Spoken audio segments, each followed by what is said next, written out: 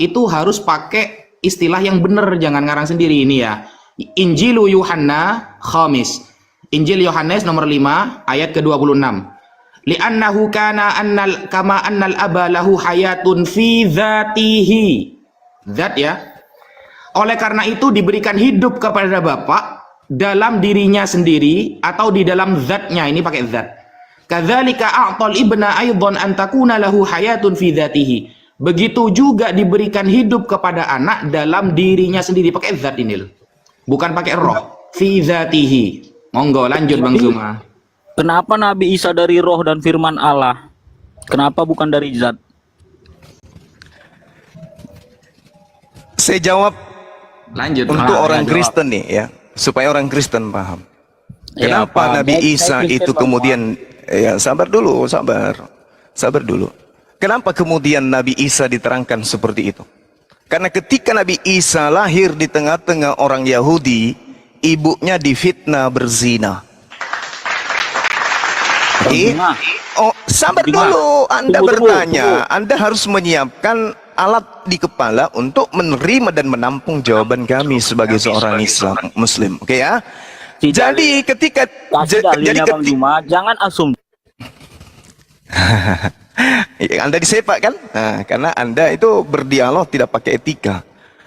Nabi Isa alaihissalam itu dikatakan berasal dari kalimat, berasal dari ruh dari Allah. Dijawab Zakaria 5:12 nomor 1. Semua roh. Salam satu Tuhan.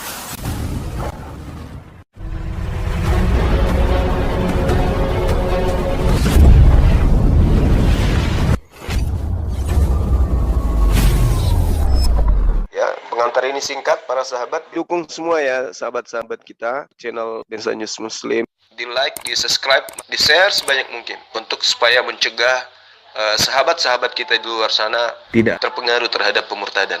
Semoga Allah memberikan selalu sikap istiqamah. Salam satu Tuhan, Allahu Akbar. Sederhana bukan? Maka Yesus yang adalah manusia haram jada untuk dituhankan bagi orang-orang yang akalnya waras. Demikian, lanjut. Tidak apa-apa.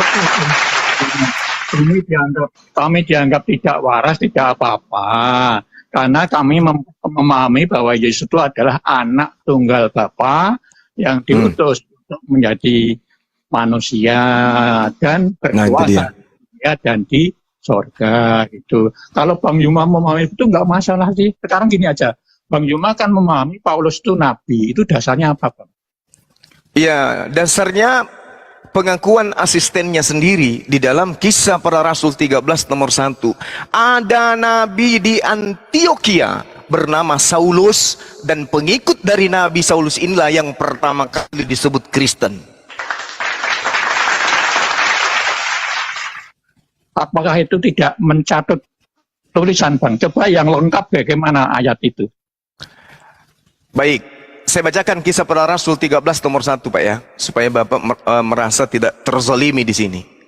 Di dalam kitab saudara sendiri tercatat dengan sangat jelas bahwasanya pada waktu itu dalam jemaat di Antioquia ada beberapa nabi, ada beberapa nabi dan pengajar, yaitu satu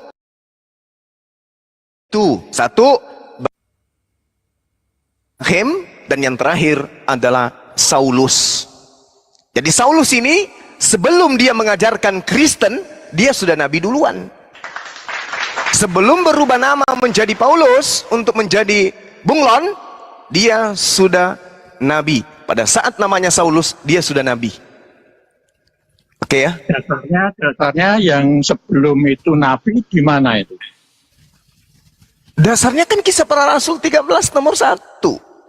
Ya, kalau itu yang sebagai dasar, kalau menurut saya beda dengan pemahaman kami orang Kristen.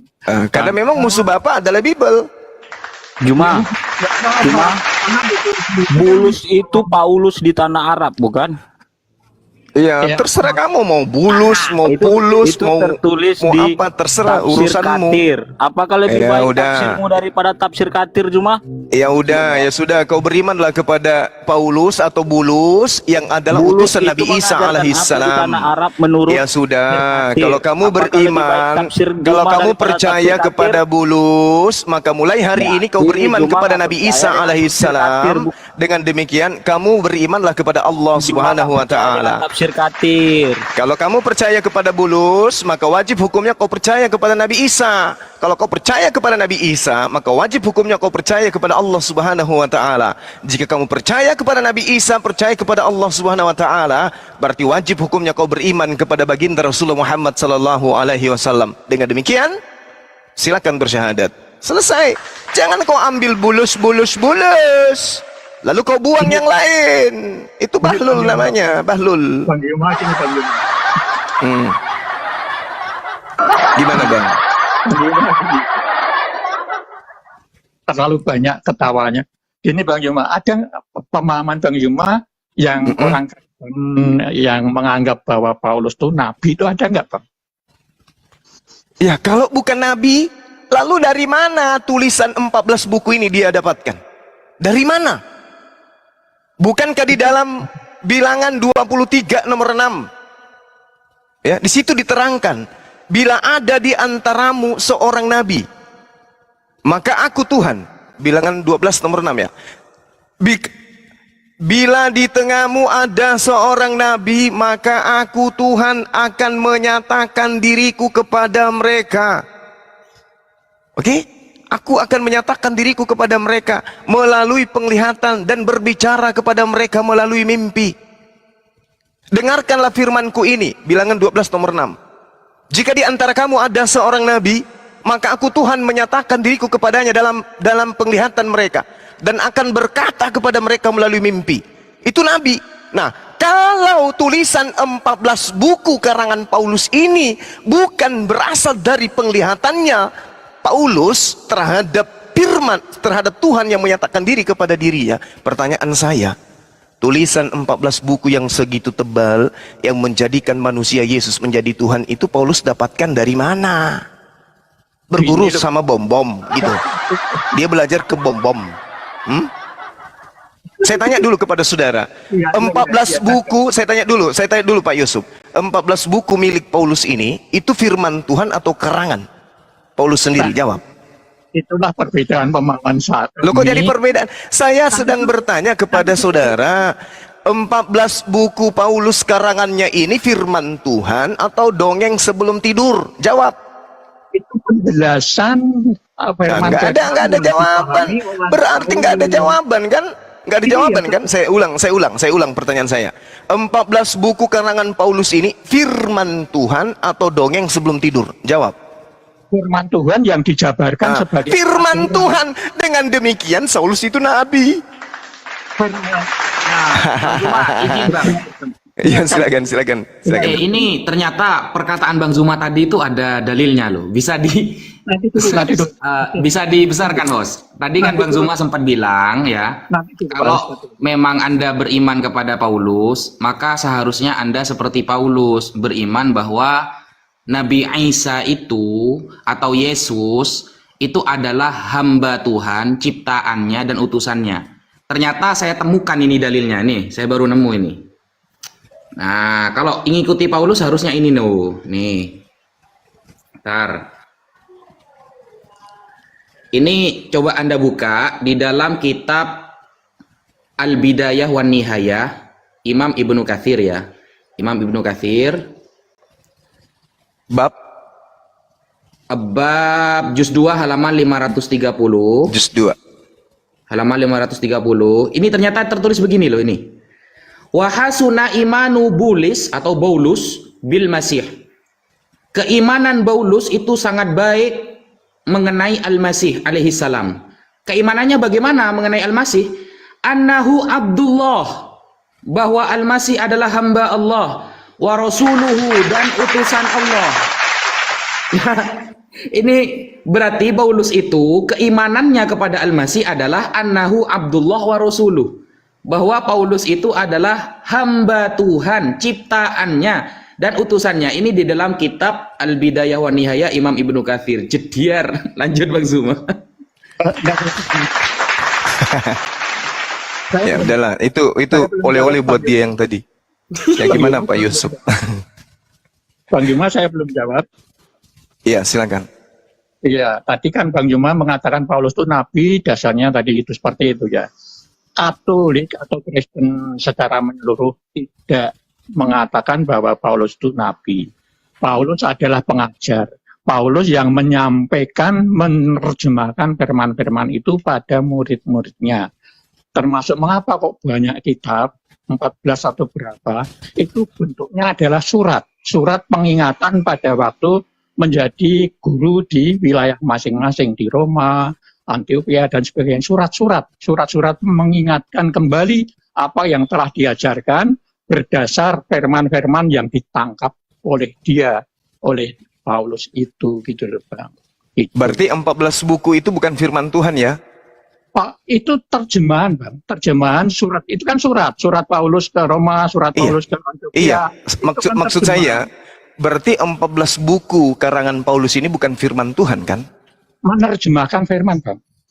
Menerjemahkan. Kalau menerjemahkan firman, berarti ada lebih awal konteks tertulis dari firman Tuhan itu, lalu kemudian diterjemahkan. Ya, dia mendengar. Gimana itu? Dia mendengarkan, Mendengar dari mana? Dari Barnabas. Dia kan bersama Barnabas dan dia mendengar dari mana? Dari Barnabas. Juga mendengar cara apa ya? Itu kan 2 kali didengar untuk diutus di luar Yerusalem kan itu, untuk diutus di non Yahudi kan itu. Itu kan juga perintah lewat apa ya? Lewat suara gitu, suara yang benar-benar ditangkap oleh dia. Dan juga berarti dia nabi, Pak. Kalau begitu dia nabi. Dia pengajar. Dia itu pengajar. Nabi.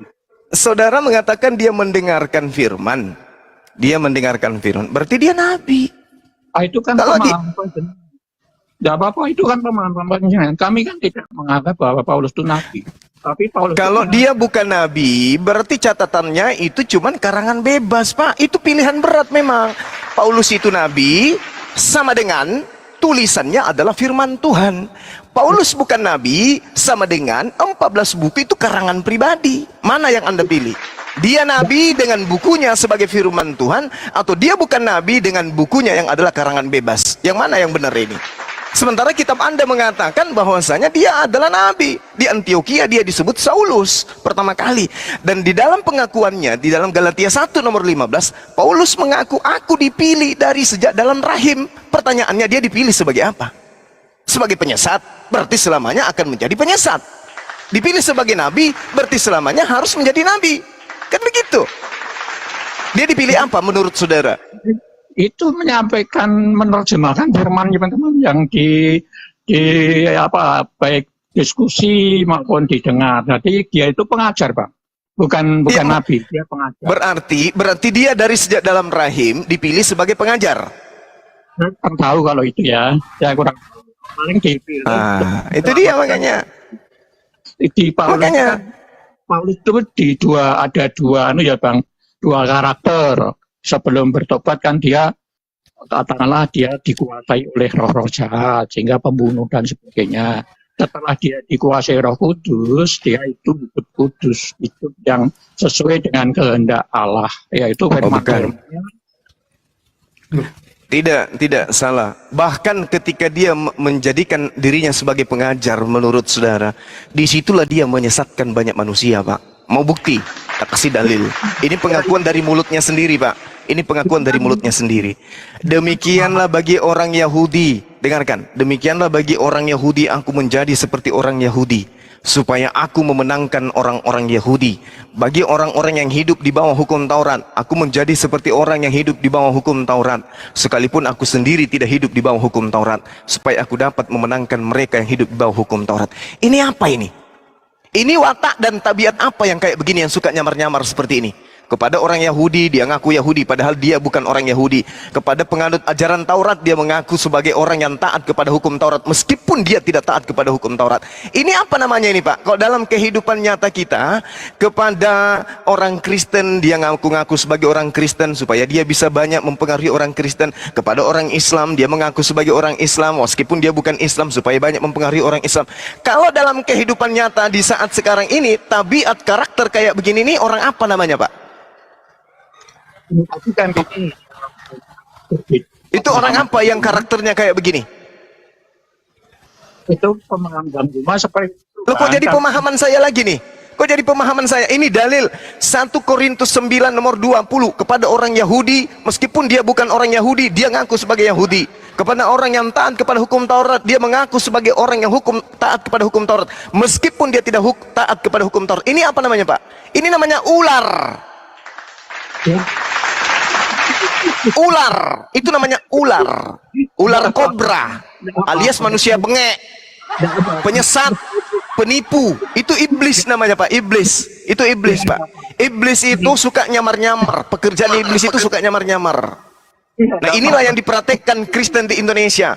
Dia masuk ke Indonesia, mayoritas Islam, maka kitabnya ke Islam-Islaman. Ketika dia hidup di tengah-tengah orang Yahudi, maka kitabnya akan ke Yahudi-Yahudian. Ketika hidup di mayoritas Hindu, maka kitabnya akan ke Hindu-Hinduan. Begitulah orang Kristen, karena memang pendiri agamanya diajari hidup seperti ular, ular kobra. Itulah agama Anda tuh. Itulah agama Anda. Tengoklah. Itu kan pemahaman panjenengan apa-apa silakan. Kalau Nah, sekarang sederhananya gini. Sekarang sederhananya begini. Kenapa kitab Anda disebut Alkitab? ya itu karena di Indonesia, kalau tidak di Iya, Indonesia karena kan di Indonesia mayoritas Islam. Ini yang dipraktekkan ajaran Paulus, pendiri Kristen. Itu yang dipraktekkan agama Anda sekarang. Ngerti ya? Kenapa di dalam kitab Anda bertaburan kata Allah yang diumpetin dengan dibaca Allah? Kenapa? Untuk apa? Untuk apa? karena Untuk apa? Allah Bukan, karena untuk menipu umat Islam yang awam. Itu tujuannya. Kenapa? Karena Paulus pendiri agama Anda memang sudah memberikan praktek teori dan praktek sebagaimana sifat ular. Ular itu cerdik. Artinya jinak seperti merpati. Itulah kalian. Nah, Tidak usah emosi. Yang loh, kok pendiri emosi pula? Yang emosi siapa? Di situ yang emosi.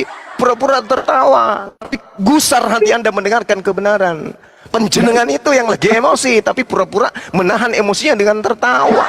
Saya memberikan data, saya memberikan fakta. Agama Kristen itu adalah agama ular. Nah, itu kan pemahaman. Kalau tidak, karena memang Paulus disebut keturunan ular beludak di dalam kitab Anda. Baca Matius 23. Baca Matius 23.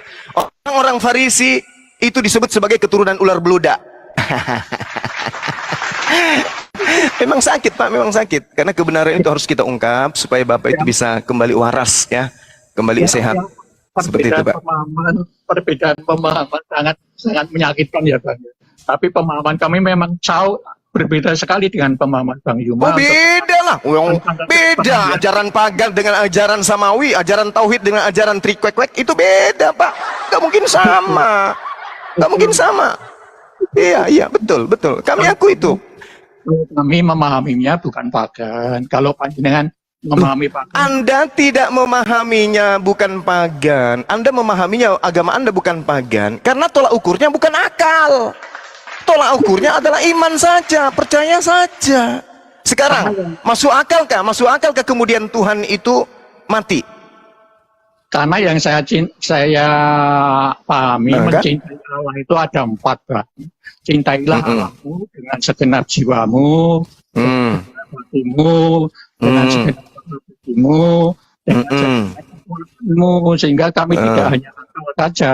Tapi Ada nggak di situ dari keempat komponen yang Bapak jelaskan? Ada nggak di situ cintailah Tuhanmu dengan imanmu? Ada nggak? Ada nggak? Tunjukkan ke saya. Ada nggak? jauh itu benar, kenapa tidak diimani, Pak? Nggak ada, Pak. Dengan iman nggak ada. Iman itu muncul setelah keempat komponen ini kita lalui. Sekarang bisa nggak Kristen melalui akal? Kasihilah, cintailah Tuhanmu dengan akal. Bisa enggak Kristen lewat di situ? Lewati itu satu tangga ini dulu. Masuk akal tidak Tuhan keluar dari vagina? Itu tidak bisa hanya satu. Nah, itu tidak bisa apa? Tidak bisa apa? Tidak bisa masuk akal. Gak bisa. Sudah aku bilang begini, Pak. Ini bahasa yang sangat-sangat bijak untuk Kristen. Kristen itu adalah orang pintar. Kristen itu orang cerdas ketika berhubungan dengan hal-hal duniawi. Itu orang Kristen juara satu tuh. Tapi ketika berhubungan dengan kitabnya, berhubungan dengan agamanya, berhubungan dengan Tuhannya, maka Kristen itu tak beda dengan kambing peliharaan saya. Camkan itu baik-baik. Kenapa? Kambing. Oke, saya tambahi dulu, Bang Jul. Dibesarkan Bang Jul. Apa yang disampaikan Bang Zuma itu, Pak, ternyata diaminkan ya oleh orang-orang Kristen sendiri. Ini kalau kita buka ya, sejarah Alkitab, telaah historis atas kitab yang paling banyak dibaca di seluruh dunia yang ditulis oleh Karen Armstrong. Ini penulis dari Kristen sendiri. Jadi dia itu pernah mengatakan begini, Pak. Paulus pada saat itu sejenak pun sama sekali tidak pernah berpikir bahwa dia sedang menulis kitab suci. Oleh karena yakin sekali bahwa Yesus akan kembali pada masa dia masih hidup, Paulus pun tidak pernah membayangkan bahwa angkatan-angkatan yang akan datang masih akan sempat membaca dan merenungkan surat-suratnya. Jadi ketika Paulus itu menulis surat-surat, dia tidak pernah berpikir itu akan menjadi kitab suci. Karena dia punya keyakinan Yesus akan kembali di saat dia masih hidup. Dan kemudian dia tidak pernah berpikir bahwa surat-suratnya itu akan dibaca dan menjadi kitab suci setelah dia wafat gitu loh. Dan susahnya Paulus itu begini, Pak. Paulus juga membolak-balik kitab suci yang maknanya demikianlah dia percaya. Jadi dia itu memiliki tafsir ya. Dia itu memiliki tafsir kitab suci sesuai dengan pemahaman dia, dan kitab itu yang telah berubah sejak datangnya Kristus. Makanya dia itu berani mengatakan, contoh, ini saya kasih contoh Pak ya, ini penafsiran dia pribadi. Nah, sebuah mazmur yang dahulu tampaknya menyinggung Daud. Mazmur ini kan kitabnya Daud, jadi wajar dong menyinggung tentang masalah Daud. Sesungguhnya kata Paulus, mazmur itu berbicara tentang Yesus. Nah, kenapa? Karena kata Paulus, sebab segala sesuatu yang ditulis dahulu telah ditulis untuk menjadi pelajaran bagi kita. Jadi, menurut Paulus, ayat-ayat yang ada di Mazmur itu dipahami bahwa maksudnya itu Yesus, bukan Daud. Padahal ya Mazmur itu menyinggung Daud. Nah, berarti kan posisi Paulus ini sebagai penafsir ya, penafsir kitab Perjanjian Baru. Tetapi di dalam surat-suratnya itu dia tidak pernah menyangka bahwa suratnya itu akan menjadi kitab suci. Bisa nggak ini dijawab, Pak Yusuf? Bisa, karena kitab suci itu kan terdiri. Karena kitab suci itu kan terdiri dari Taurat, kemudian Mazmur, kemudian tulisan-tulisan para nabi, tulisan-tulisan para suci, itu yang Perjanjian Lama. Perjanjian Baru itu dari Markus, Matius, Yohanes, dan Lukas. Kemudian juga ada surat-surat dari Rasul Paulus. Kemudian ada kisah para rasul. Kemudian ada Wahyu yang dijadikan satu menjadi kitab suci itu loh, Bang. Nah, sampai tahu nggak bahwa Paulus pernah mengatakan apa yang dia tulis itu tidak berdasarkan firman? Ya, pemahaman mereka begitu, tetapi kan dia itu ahli Taurat, dan dia itu tahu bahwa Yesus ini sang juru selamat. Terbukti di surat-suratnya itu kan menjelaskan itu, Bang. Ini Pak. Memang betul mungkin menganggapnya tidak masuk dalam kitab suci mungkin, tetapi oleh bapak-bapak gereja kemudian dikanonkan kan itu, dikanonkan pun si Paulus sudah nggak ada, nggak apa-apa. Ini 2 Korintus 11 nomor 17. Kata Paulus, apa yang aku katakan, aku mengatakannya bukan sebagai orang yang berkata menurut firman Tuhan, melainkan sebagai seorang yang tidak pintar, ya tidak saya maknai ini, maknai tidak pintar aja, yang berkeyakinan bahwa ia boleh bermegah. Jadi, apa yang Paulus katakan tidak berdasarkan firman Tuhan. Pertanyaannya, siapa orang pertama yang memasukkan surat-surat Paulus itu menjadi kitab suci? Siapa, Pak? Ya bapak-bapak gereja waktu dikanonkan itu saya tidak tahu ya, tapi yang saya tahu itu adalah sudah berbentuk kitab suci ini. Ini dari bapak gereja. Kalau panjenengan ingin tahu, Kristen Katolik itu dasarnya kepercayaan kami ada 3. Yang pertama Alkitab, kemudian katekismus, dan juga tradisi, ada 3 itu. Nah, ada buku-buku banyak, dokumen-dokumen banyak itu Pak, suaranya makin lemas, Pak. ya Vatikan sana gitu. Suaranya semakin jauh loh, Pak. Halo. Ya, Oke. Hilang. Atau ini Bang Juma sudah nggak ada kan? Saya sudah turun aja. Ini Bang Juma ada, tadi di report, Bang Ini, Juma ini. di report. Biasa. Saya ada Bang, lanjut Bang, lanjut. Ya, itu tadi pertanyaan tentang Paulus tadi, kenapa di dalam masuk dalam kitab suci gitu kan? Nah, dalam pemahaman kami, kitab suci itu kan ada beberapa pengarang ya, ada 40 atau berapa penulis gitu kan, tidak hanya Paulus saja. Kalau Paulus itu hanya tergolong dalam surat-surat pengajaran dia sebanyak 14 atau apa, untuk mengingatkan pada murid-muridnya. Kenapa dituangkan dalam kitab suci? Itu juga mungkin sudah persetujuan para bapak-bapak gereja. Gitu. Sebagai pendukung kebenaran Injil itu sendiri dan juga perjanjian lama. Karena Paulus itu kan ahli Taurat. Lanjut Bang Zuma, lanjut. Iya, kan udah jelas tuh Pak. Udah jelas. Paulus ini kemudian mengaku dirinya diutus, dipilih dari sejak dalam rahim. Maka muncul permasalahan kemudian ketika di dalam Mazmur 58, nomor 3, nomor 4, ternyata Tuhan memang memilih manusia dari sejak dalam rahim. Ada yang dipilih dari sejak dalam rahim itu sebagai nabi, ada pula yang dipilih dari sejak dalam rahim itu sebagai penyesat. Paulus duduk di mana? Kalau dia dipilih sebagai nabi, maka sejatinya dia akan duduk bersama, bersanding bersama, ya, genggam tangan dengan Yesus dalam mengajarkan Injil kerajaan Tuhan kepada Bani Israel. Kalau dia dipilih sebagai nabi.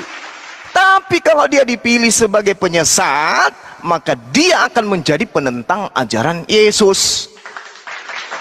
Maka dengan demikian, ketika dia dipilih sebagai penyesat, maka tentu ajaran-ajaran Yesus ini akan bertentangan dengan ajaran Paulus. Ya, itu Ini bahaya. Ya, Ini apa-apa. pemahaman saya. Tunggu Bang Yusuf, aku ngecek dulu ya. Itu Karena bagi memahami Paulus itu nabi, sedangkan di seluruh dunia tidak ada yang memahami bahwa Paulus itu nabi. Bang Yusuf, coba kondisikan mic-nya Bang. Bang, itu kok kayak di dalam air Bang Yusuf nih, kayak naik turun. Ya aku tes dulu, nih Uni Rifa masih sadar nggak? Assalamualaikum Uni Rifa sama Akang, dan shalom Bang Babang. Oke, Uni Rifa jadi berhala. Halo. Ya, bagusin mic-nya Pak. Ini di mana Pak Yusuf nih? Di depan rumah. Iya, kok jadi jelek? Ya, coba lagi. Halo. Jelek juga. Kecil Pak, bukan jelek, kecil. Mungkin mungkin baterainya mau drop apa ya? Loh, kok ngedrop HP baterai kok jadi suara jelek?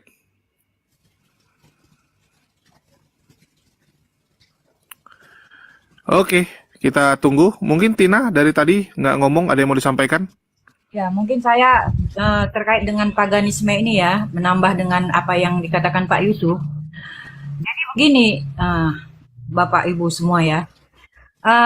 Di agama Kristen itu, di dalam bukunya itu tidak berisi hanya sebagai firman saja, juga merupakan kisah sejarah tokoh-tokoh Yesus, tokoh-tokoh nabi-nabi di Perjanjian Lama yang dikumpulkan dalam satu buku gitu. Terkait dengan Yesus, kenapa dia menjadi manusia? Sehingga banyak orang mengatakan pagan. Nah, kalau di keyakinan kami, kalau kami sebenarnya tidak mau, kalau memang Yesus tidak mengatakan seperti itu. Tetapi karena Yesus menyatakan dirinya dalam mulai dari dia lahir, mulai dari pengajarannya yang menerima Taurat, kemudian kematiannya, pengajarannya,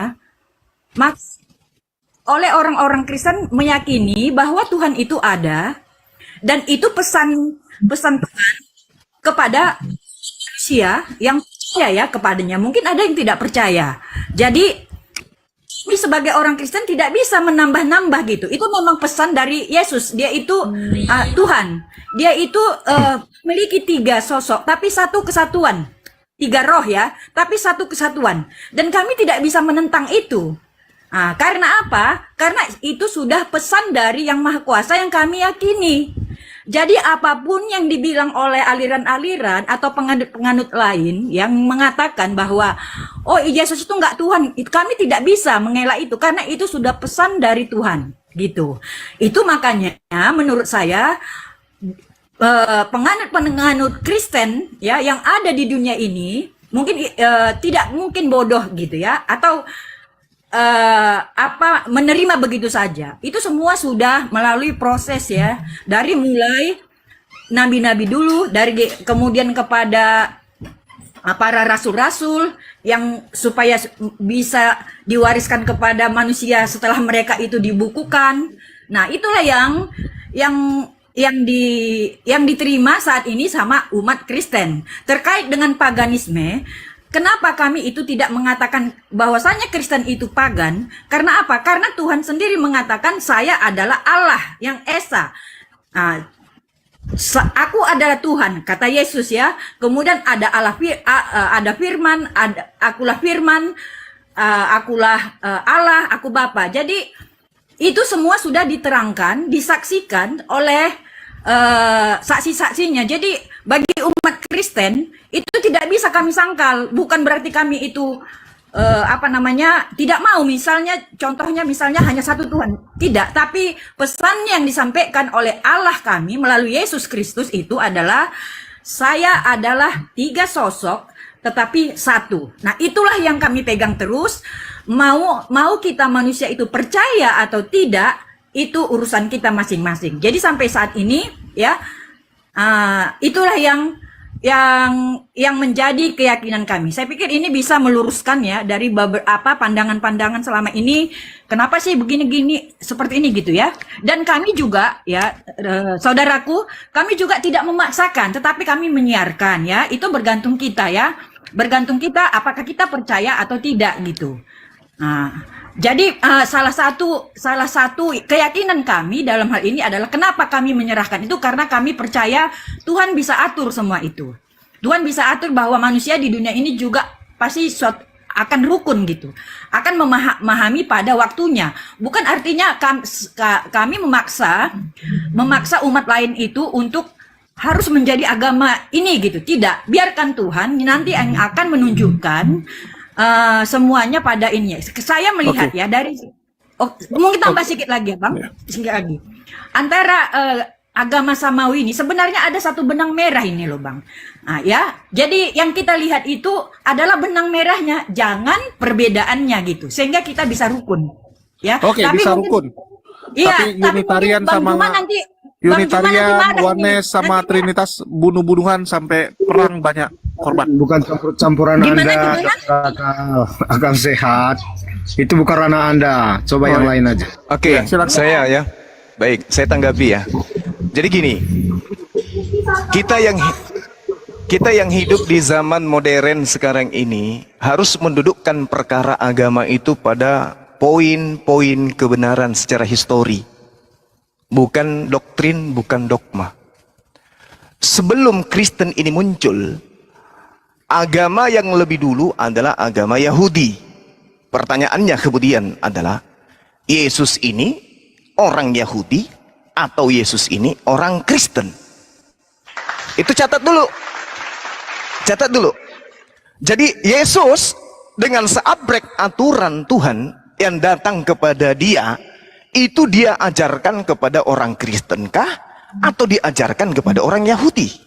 Jawabannya, Yesus dengan segala apa yang ada pada dirinya, diutus oleh Tuhan kepada orang Yahudi, maka ruang lingkup pengajarannya adalah tauhid.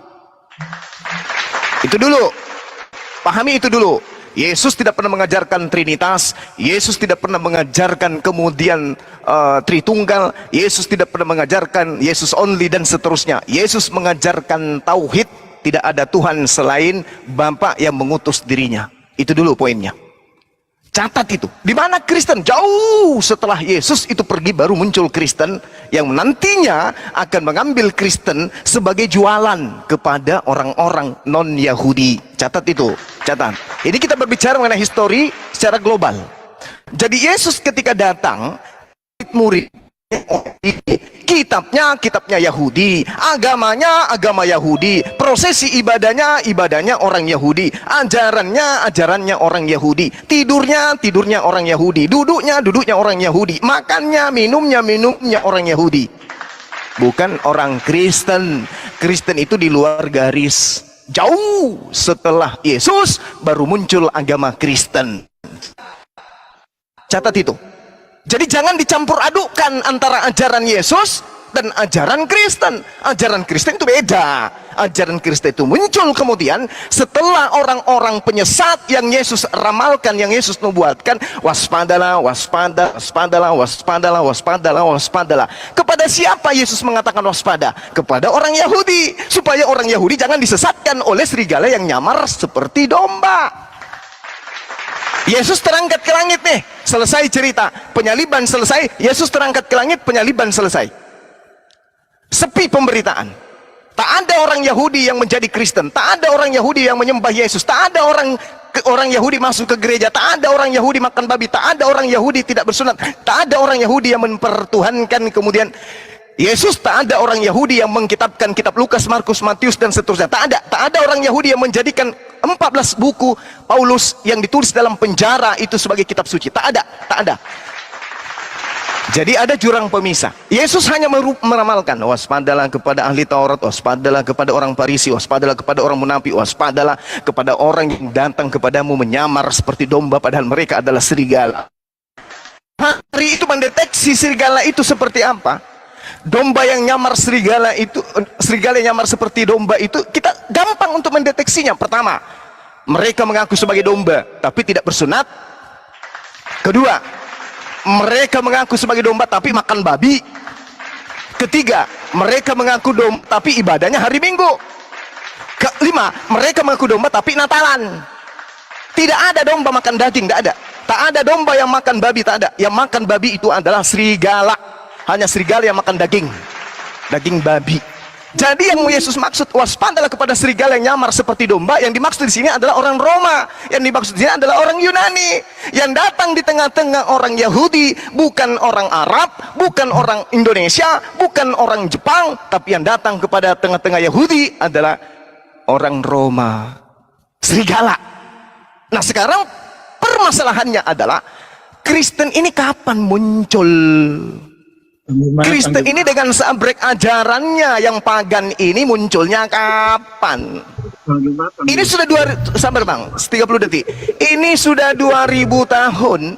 Yahudi masih tetap Yahudi, Yesus masih tetap Yahudi, dia taat sampai dia mati dan tidak pernah menjadi Kristen. Kenapa 2000 tahun Kristen tidak memiliki tempat di rumah ibadahnya orang Yahudi? Kenapa? Karena Kristen itu adalah Abu Dasara, Kristen itu adalah ajaran bidat. yang diharamkan kemudian masuk ke dalam Yerusalem, yang diharamkan kemudian mereka itu masuk ke rumah ibadahnya orang Yahudi. Jadi Kristen ini adalah agama pagan yang mengatasnamakan Yahudi, tapi sebenarnya mereka adalah segala nyamar seperti domba. Tanggapi saya dengan ilmu, jangan curhat, jangan kemudian ngeyel. Silakan. Oke, selamat siang. Selamat siang. Oke, boleh saya menanggapi apa yang dikatakan Juma? Bang, kok bisikan anaknya bang? Nanti kita kena pelanggaran bang. Halo, saya tanggapi. Ya, silakan. Iya, jangan cuma curhat Pak ya, jangan cuma curhat. Saya butuh data dalil. Silakan. Pernah membaca Matius 16:18 enggak? Pernah? Apa Pernah itu? Pak? Apa itu? Di dalam kitab Matius 16 ini, kalau Bapak menjadikan ini sebagai sandaran, satu hal. Sebelum Anda menjadikan ini sebagai tameng untuk membantah penjelasan saya, pahami dulu bahwa pengarang Matius ini bukan murid Yesus, bukan Lewi. Oke ya? Nah, sekarang kalau Anda membawa Matius 16 nomor 18, betul di sana dikatakan bahwasanya Yesus berkata, "Aku pun berkata kepadamu, engkau adalah Petrus, dan atas batu karang ini aku akan mendirikan jemaatku, dan alam maut tidak akan menguasainya." Satu oleh-oleh hadiah yang berharga untuk Bapak. Dengarkan saya baik-baik.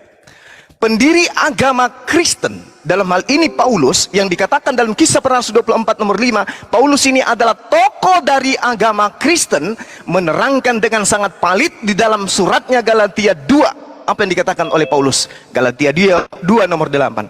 Petrus adalah utusan Yesus sebagai rasul kepada orang-orang yang bersunat. Bapak skakmat. Petrus diutus untuk orang-orang yang bersunat. Sedangkan aku Paulus diutus untuk orang-orang yang tidak bersunat. Jadi di dalam Matius 16 nomor 18, Petrus diutus untuk orang Yahudi. Rumah ibadah, jemaat mula-mula, kemudian batu karang yang didirikan oleh Petrus sudah pasti batu karang yang adalah jemaatnya orang-orang yang bersunat. Siapa mereka orang-orang yang bersunat ini? Yahudi. Sedangkan di nomor 14-nya di Galatia 2 dikatakan bahwasanya orang-orang yang tidak bersunat adalah orang-orang yang hidup secara kafir. Tidak mungkin jemaat Petrus adalah jemaat orang-orang yang tidak bersunat. Tak mungkin. Jemaatnya Petrus adalah orang-orang yang bersunat alias orang Yahudi, bukan orang Roma. Paulus untuk Roma, terus untuk orang Yahudi. Demikian. Silakan. Matius 16:13 enggak? Gimana? Pernah membaca Matius 16:13 enggak? 13 itu Pak, itu pengantar dari pengarang. Setelah Yesus tiba di daerah Kaisarea Filipi, ia bertanya kepada murid-muridnya, kata orang, siapakah anak manusia ini? Sudah jelas kok, siapakah anak manusia ini? Dibantah Hosea 11 nomor 9, Tuhan pencipta langit dan bumi, bukan manusia. Bilangan 23 nomor 19, Tuhan bukan manusia, bukan anak manusia. Sementara Yesus sendiri mengaku dirinya, siapakah anak manusia itu? Jawab mereka, ada yang mengatakan Yohanes Pembaptis, ada juga mengatakan Elia, ada yang mengatakan Yeremia, dan seterusnya. Lalu Yesus bertanya kepada mereka, tetapi apa katamu, siapa aku ini? Jawab Simon Petrus, engkau adalah Mesias, anak Tuhan yang hidup. Apa masalahnya? Lalu Yesus mengatakan, berbahagialah engkau Simon, sebab bukan manusia menyatakan itu kepadamu, melainkan Tuhanku yang ada di langit. Berarti menurut Yesus, dia adalah Mesias, hamba Allah yang hidup. Apa permasalahannya? Permasalahannya ada di Kristen yang menuhankan hamba Allah. Demikian, ya. Silakan.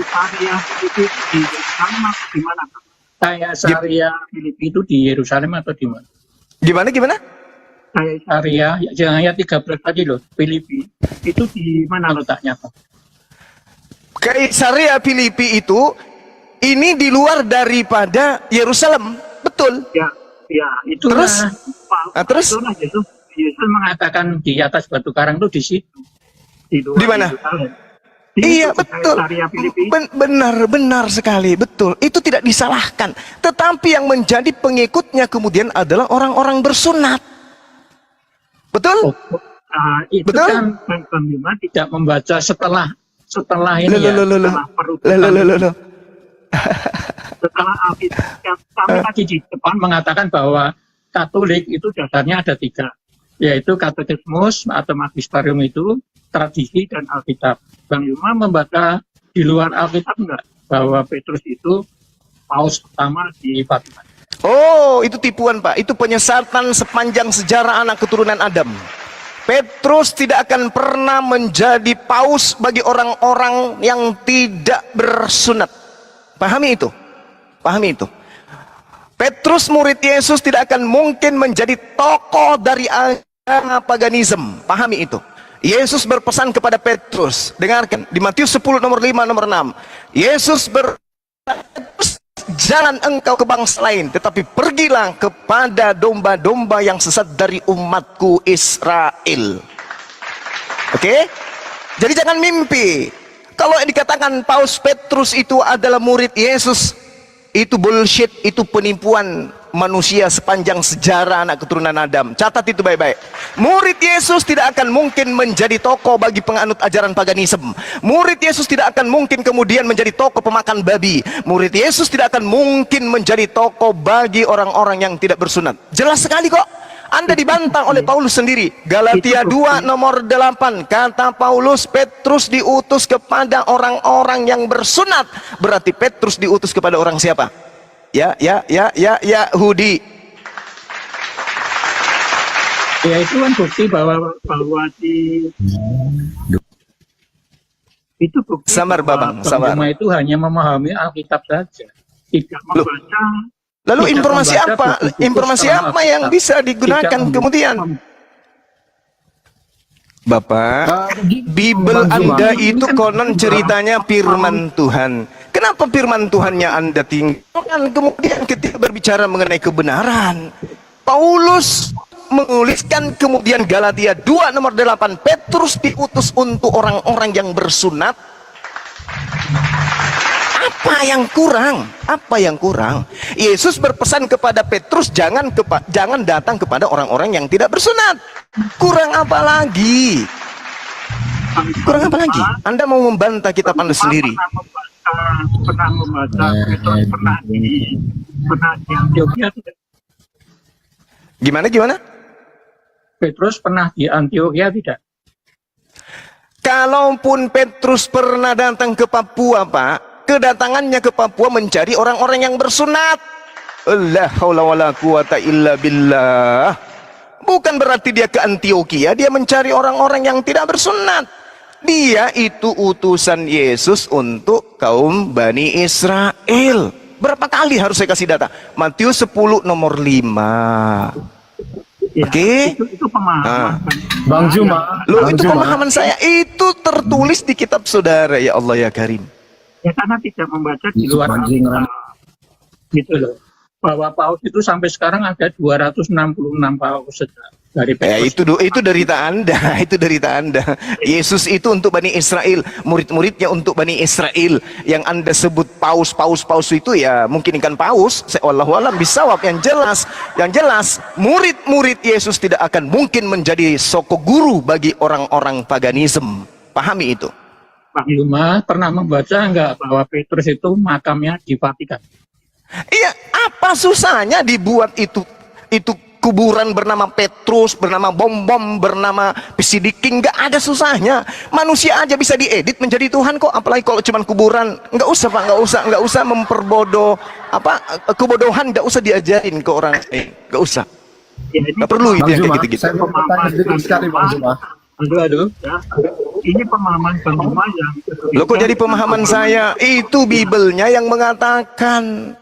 Yesus berpesan kepada ke-12 muridnya, jangan ke bangsa Roma, tapi datanglah kepada domba-domba sesat yang berasal dari umat Israel. Kalau domba sesatnya ada di Vatikan, domba sesatnya ada di Papua, domba sesatnya ada di Manado, maka murid-muridnya datang ke sana. Tapi datang ke sana bukan untuk orang Kristen, tapi datang ke sana untuk Bani Israel saja. Iya. Hanya pada saat Rasul Paulus itu menjadi pada saat Yesus masih ada. Tapi setelah Yesus tidak ada, itu kurang memahami menurut saya. Setelah Yesus tidak ada lagi perkataan Yesus, Pak. Setelah Yesus tidak ada, yang muncul adalah penyesat-penyesat. Tak ada lagi ajaran Yesus. Ketika Yesus ada, apa yang dikatakan oleh Yesus? Semua firman telah aku sampaikan kepada muridku. Dan muridku percaya bahwa aku adalah Rasulullah, bahwa aku adalah utusan Allah. Itu muridnya. Sedangkan Kristen ini bukan murid. Yes, Kristen ini adalah manusia-manusia yang mempertuhankan manusia Yesus. Bukan murid Yesus, Kristen itu.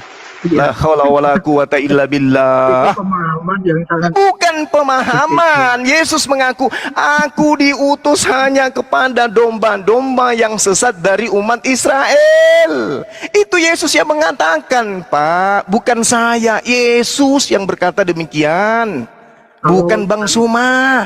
Bang Yuma pernah membaca Yohanes 3:16 itu. Jangan ragukan Bang Suma. Yohanes 3 nomor 6. Begitu besar kasih Allah ke alam dunia ini, maka dia menganugerahkan hambanya yang satu-satunya terakhir sebagai nabi dan rasul kepada Bani Israel. Barang siapa yang percaya kepadanya memperoleh hidup yang kekal. Barang siapa yang tidak percaya kepada nabi dan rasul terakhir satu-satunya untuk Bani Israel ini, maka dia akan mati di dalam dosanya. Maka kami umat Islam percaya kepada Yesus bahwa dia adalah utusan Tuhan untuk Bani Israel saja, bukan untuk Bani Kunarion, bukan untuk Bidat, bukan untuk Abu Dasrah, tapi hanya untuk Bani Israel. Kami percaya, maka kami memperoleh hidup yang kekal. Anda percaya enggak ketika Yesus berkata, aku diutus hanya untuk domba yang sesat dari Israel? Anda percaya tidak pengakuan Yesus itu? Nangis di siang hari. Ya, selamat siang. Mulut Yesus berkata, mulut Yesus yang berkata, aku diutus hanya untuk domba-domba yang sesat dari umat Israel. Anda percaya tidak itu? Iya, betul. Percaya tidak? Betul. Anda percaya tidak? Percaya tidak? Karena Taurat. Kalau percaya, berarti Yesus hanya untuk Bani Israel. Ente bukan Bani Israel. Ente bukan Bani Israel. Nggak usah emosi. Loh, kok emosi pula? Emosi pula. Apa yang menyebabkan saya emosi? Nggak ada. Islam itu rahmatan lil alamin. Sebagai rahmat saya mengajarkan Anda kebenaran. Yesus mengatakan, aku diutus hanya kepada domba yang sesat dari umat Israel. Ente mau percaya atau tidak percaya, renungkan sendiri. Karena Tuhan sendiri mengatakan, barang siapa yang percaya akan memperoleh hidup yang kekal, yang tidak percaya akan mati di dalam dosanya. Nangis. Apa nangis, Pak? Telepon Pak Bom suruh ke sini hadapi saya. Pak Bomnya telepon suruh ke sini hadapi saya. Selamat siang. Boleh saya sekali ngomong? Iya, silakan. Pak Yusuf, beli tisu dulu. Kalau nangis beli tisu dulu. Biarkan saudara Babang yang berbicara. Pak Yusuf, beli tisu. Cuci muka dulu, Pak. Bang Juma, apa Iya. dasar Anda mengatakan Kristen itu ajaran pagan? Apakah Jelas, bagus. Pertanyaan yang sangat bagus. Karena Kristen mempertuhankan manusia. Jelas itu. Dan Kristen tidak ada satu nabi pun yang mengajarkan itu. Kristen adalah ajaran yang muncul di tengah-tengah orang bidat. Ya? Oke, Yesus tidak mengenal Kristen. Yesus tidak pernah menyebut kata Kristen. Yesus tidak pernah tahu apa itu Kristen. Nggak pernah. Pahami itu. Ya. Maka Kristen sama dengan paganisme. Silakan. Setahu saya, ajaran pagan itu adalah ajaran kepercayaan atau praktik spiritual yang biasanya berpusat pada kehormatan terhadap alam atau kekuatan alam, seperti menyembah pohon besar, batu besar. Dan kalau secara umum, ajaran pagan itu tidak bisa dikaitkan dengan agama-agama yang terorganisir seperti agama-agama di dunia ini, seperti Kristen, Katolik, Islam. Itu tidak bisa karena dia bukan bersumber pada alam. Jadi maksud saya seperti ini. Kadang diskusi ini ranah publik, ya Bang. 1,1900 orang itu menonton. Jadi artinya tolong bicara itu berdasarkan pengetahuan yang betul. Baik. Karena di sini kita memberikan tuntunan dan dedikasi Oke, yang baik baik. untuk semua orang. Baik. Nah, jadi maksudnya Baik, begini, saya- perjelas dulu kenapa Abang sebutkan itu pagan. Kalau dari yang Abang sebutkan itu bukan ajaran pagan, itu berbeda pengertian kita mengenai Kristus dari Anda dan saya, itu aja. Kalau soal perbedaan kepercayaan, perbedaan persepsi terhadap sesuatu hal, itu lumrah. Jadi di situ kita mari beradu data, siapakah Yesus menurut Anda, siapa Yesus menurut saya. Jangan dengan serta-merta menyatakan pagan itu Kristen. Anda nggak berdasar menyatakan Kristen itu agama pagan. Biasa agama pagan itu yang praktiknya itu setiap umat itu cara beribadahnya beda-beda. Itulah agama pagan. Jadi nggak ada satu aturan resmi di dalam kegiatan beribadah mereka. Itulah ajaran pagan. Oke. Oke, baik. Apa sih pagan itu? Ini harus Anda pahami dulu. Pengetahuan kontemporer seputar ajaran-ajaran pagan itu Anda harus bekali diri Anda dulu. Jadi jangan Anda membantah sedikit pun pernyataan saya kalau Anda tidak memahami ilmunya. Yang disebut pagan itu adalah penyembahan kepada selain pencipta langit dan bumi. Mau dia pohon, mau dia kayu, mau dia manusia, mau dia sapi, atau apapun itu selain daripada pencipta langit dan bumi yang dituhankan, maka jatuhnya paganisme. Orang-orang yang kemudian memahami tentang ini, contoh misalnya ajaran yang disebut Helena atau pengajaran penyembahan kepada roh-roh, itu jatuh kepada paganisme. Bagaimana dengan Kristen? Roma 5 nomor 6, Wahyu 5 nomor 6. Siapa di sana? Tuhannya orang Kristen, bertanduk 7 bermata 7. Ini apa namanya? Binatang bertanduk 7 bermata 7, dan itulah ketujuh roh Theos yang nusul ke atas muka bumi ini. Bedanya dengan ajaran paganisme yang lain apa? Coba. Yesus manusia. Anda mengatakan paganisme itu adalah sabar. Anda mengatakan paganisme itu adalah agama kepercayaan yang mendudukkan bumi ini sebagai Tuhan. Apa yang ada dari unsur bumi ini menjadi Tuhannya. Betul sekali. Yesus adalah bagian dari unsur bumi. Dia manusia yang dikandung oleh ibunya, dinetein, dimandiin, diklonin, diapain sama ibunya. Dia manusia yang dituhankan kemudian. Maka pusat ketuhanan dan kepercayaan Yesus bertumpu kepada konsentrasinya kepada siapa? Yang mereka sebut dua kata, Tuhan Yesus, Tuhan Yesus, Tuhan Yesus, Tuhan Yesus, Tuhan Yesus. Hari ini kalau kita berbicara kepada orang Kristen, yang disebut apa? Tuhan Bapa, Tuhan Roh Kudus, Tuhan Bapa, Tuhan Roh Kudus. Ketika mereka jatuh dari kendaraan yang disebut Tuhan Yesus, haleluya, halilintar, itu yang mereka sebutkan. Artinya ajaran Kristen bertumpu kepada ajaran duniawi. Pertanyaan saya, dengarkan baik-baik. Nabi mana yang mengajarkan menyembah kepada manusia yang terindikasi adalah inkarnasi dewa? Jawab saya, silakan. Oke, saya rasa kalau ajaran pagan tadi sudah jelas ya. Tetapi ketika saudara menyebutkan bahwa ajaran selain menyembah kepada pencipta adalah ajaran pagan, oke, kita bisa setuju itu. Jadi dasarnya kenapa Kristen menyembah Yesus, menganggap Yesus adalah Allah, karena di dalam kitab suci mereka sendiri, memang Yesus itu tertulis sebagai Allah. Dan beberapa di ayat Alkitab memang menunjukkan ke arah situ, bahwa Yesus itu adalah awal dari penciptaan. Dan tanpa Yesus itu juga tiada sesuatu yang tercipta. Atas dasar itulah umat Kristen menyatakan bahwa Yesus itu Tuhan. Jadi kalau soal yang lebih lainnya, mari kita beradu data, boleh. Tetapi saya harap diskusi ini diskusi sehat ya. Semua berdasarkan data, jangan artinya jangan asumsi liar. Artinya semua yang kita ucapkan hendaknya bisa kita pertanggungjawabkan. Itu saja. Silakan. Oke, baik. Sekarang begini. Pertanyaan saya tadi, Nabi mana yang mengajarkan kemudian menyembah kepada manusia? Apa jawaban saudara? Apa data yang Anda bisa sajikan? Tak ada. Satu-satunya nabi nih, satu-satunya nabi yang mengajarkan menyembah kepada manusia hanya Nabi Saulus. Hanya Nabi Saulus.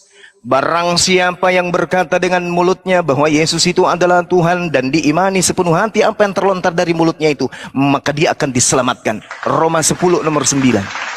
Roma 14 nomor 9. Apa yang dikatakan oleh Yesus? Untuk itulah Yesus menjadi mayat, supaya dia bangkit untuk menjadi Tuhan bagi Romawi dan Yunani. Jelas kan? Maka yang mengajarkan satu-satunya nabi yang mengajarkan kemudian menyembah kepada manusia hanya Nabi Saulus. Sekarang permasalahannya adalah, apakah Nabi Saulus ini nabi palsu atau dia adalah nabi pilihan Tuhan untuk non-Yahudi? Itu yang Anda harus jawab. Silakan. Dari kitab surat-surat yang ditulis Paulus, sebenarnya Paulus sudah jelas bukan menyuruh menyembah terhadap manusia. Dia menyuruh menyembah Tuhan. Cuman bedanya pengertian Anda Yesus itu bukan Tuhan, dan di kitab di surat-surat yang ditulis oleh Paulus menyatakan bahwa Yesus itu adalah Tuhan. Hanya di situ bedanya ya. Jadi artinya di sini soal persepsi. Jadi Paulus, poinnya yang pertama, Paulus tidak ada menyuruh menyembah manusia, tetapi Paulus menyembah Tuhan, yaitu dalam bentuk Yesus dan juga Allah Bapa. Karena di surat-surat Paulus juga disertakan juga bahwa untuk menyembah Allah Bapa. Sementara di manakah ayat Alkitab yang menyatakan bahwa Yesus itu Tuhan? Itu banyak sekali. Terutama di Yohanes 20 ayat 8 dinyatakan ketika Thomas menyatakan kepada Yesus, "Ya Tuhanku, ya Allahku." Itu yang pertama. Jadi kalau yang lainnya ada juga di kitab Yohanes. Mungkin belum saya bisa tampilkan datanya saat ini karena saya juga dalam perjalanan. Tapi yang pasti ada, yang pertama itu ya Yohanes 20 ayat 28 yang menyatakan bahwa Yesus itu adalah Allah dan Tuhan oleh Thomas. Sementara Thomas itu adalah orang yang sama sekali tidak percaya kalau tidak melihat. Mungkin sama seperti Bang Zuma ya, kalau tidak melihat tidak percaya. Oke, itulah buktinya bahwa Yesus itu Tuhan. Dan di dalam Yohanes 1 ayat 1 di situ jelas disebutkan bahwa Yesus itu pada mulanya adalah firman, dan firman bersama-sama dengan Allah, dan firman itu adalah Allah. Dan di ayat ke-14 dalam Yohanes 1 disebutkan bahwa ketika firman itu telah menjadi daging. Artinya firman di situ yaitu Allah sendiri telah menjadi daging dalam bentuk rupa manusia. Jadi di sini hanya soal persepsi, siapa Anda persepsikan Yesus dan siapa saya persepsikan Yesus. Jadi sebenarnya Kristen kalau ditinjau dari kitab suci yang mereka baca, nggak boleh kita kelompokkan mereka ke dalam kelompok pagan. Karena mereka menyembah Allah pencipta. Karena Yesus itu siogianya dalam Alkitab adalah Allah pencipta. Ya, oke. Baik. Ketika kemudian saudara membawa data seperti itu, justru inilah cerminan Anda paganisme. Jelas sekali. Yesus manusia, Anda mengatakan ada datanya di dalam kitab kami bahwa Yesus itu Tuhan. Berarti manusia ini dituhankan. Jatuhnya kepada siapa? Jatuhnya kepada keadaan paganisme. Anda menjawab sendiri. Sementara Yesus ketika ditanyai kemudian, ini Yesus ditanya loh, bahkan ketika dia dihakimi kemudian, apakah engkau anak Tuhan? Apakah engkau adalah anak Allah? Kenapa engkau diam saja? Apakah engkau? Engkau, ini hakim loh yang nanya kepada dia. Apa kata Yesus? Engkau telah mengatakannya, akan tetapi anak manusia. Coba. Yesus mengatakan demikian. Akan tetapi engkau telah mengatakannya, namun anak manusia. Jelas kan? Berarti Yesus menerangkan dirinya sebagai anak manusia. Sebagai anak manusia, apakah dia Tuhan? Sudah pasti bukan Tuhan. Tetapi dituhankan kemudian. Apakah betul dituhankan? Dituhankan. Oleh karena itulah paganisme itu harus distempel dengan jelas di jidat saudara. Mau tidak mau, ikhlas ataupun tidak, Kristen itu adalah ajaran pagan karena mempertuhankan anak manusia. Yang keluar dari rahim Maria bukan ayam, bukan sapi, bukan kambing, bukan mobil, bukan pesawat, tapi manusia. Anda tuhankan, ya pagan.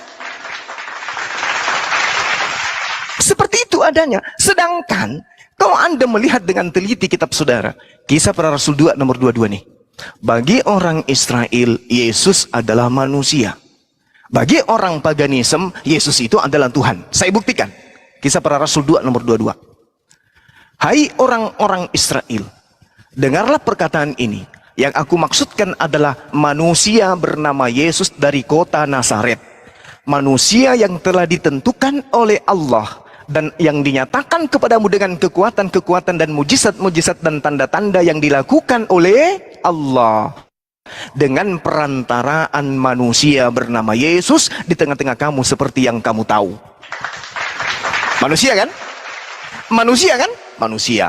Kemudian di Kisah Para Rasul 4 nomor 27 nomor 30. Sebab sesungguhnya telah berkumpul di dalam kota Herodes dan Pontinus ya, dikatakan Pontius Pilatus.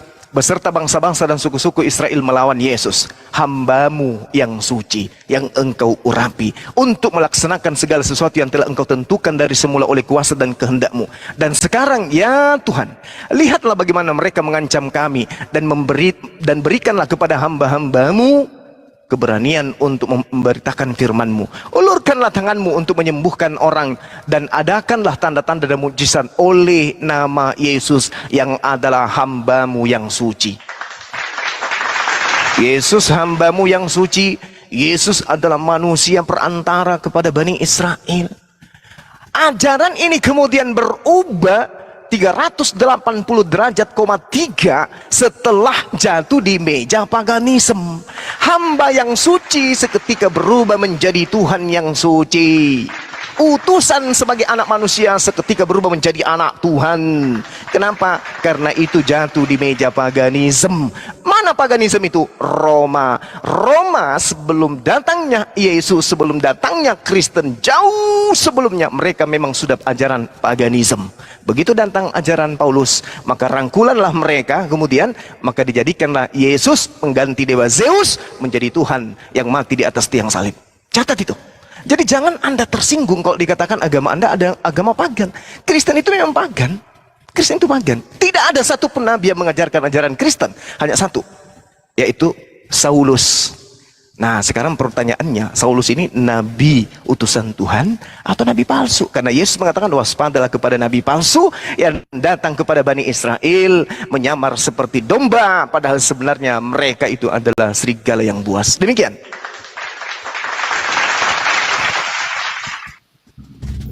Saya tidak mau ke arah Paulus ya, karena di sini pembuktian terhadap Yesus Tuhan dulu saya tampilkan. Kenapa saya sebut Yesus itu Tuhan? Di dalam Alkitab sendiri ada beberapa indikasi yang menunjukkan Yesus memiliki sifat-sifat ilahi yang tidak ada di dalam nabi-nabi sebelumnya.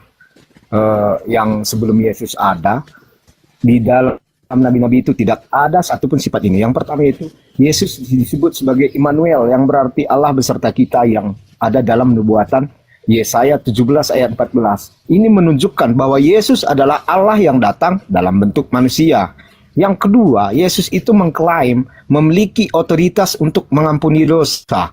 Di dalam Markus 2 ayat 5-7. Ketika Yesus mengampuni dosa seorang pria yang lumpuh, ahli Taurat hadir menganggapnya sebagai penghujatan karena hanya Allah yang dapat mengampuni dosa. Ingat, di sini disebutkan bahwa orang Yahudi juga ahli Taurat mengakui bahwa hanya Allah yang dapat mengampuni dosa manusia. Yang ketiga, Yesus mengklaim memiliki hubungan yang unik dengan Allah Bapa. Dalam Yohanes 10 ayat 30, Yesus mengatakan, "Aku dan Bapa adalah satu." Ini menunjukkan kesatuan dan keilahiannya dengan Allah. Yang keempat, Yesus memiliki kuasa untuk mengendalikan alam. Dalam Markus 4 ayat 35-41, Yesus memerintahkan badai untuk tenang dan badai pun mereda. Ini menunjukkan kuasanya yang ilahi atas alam.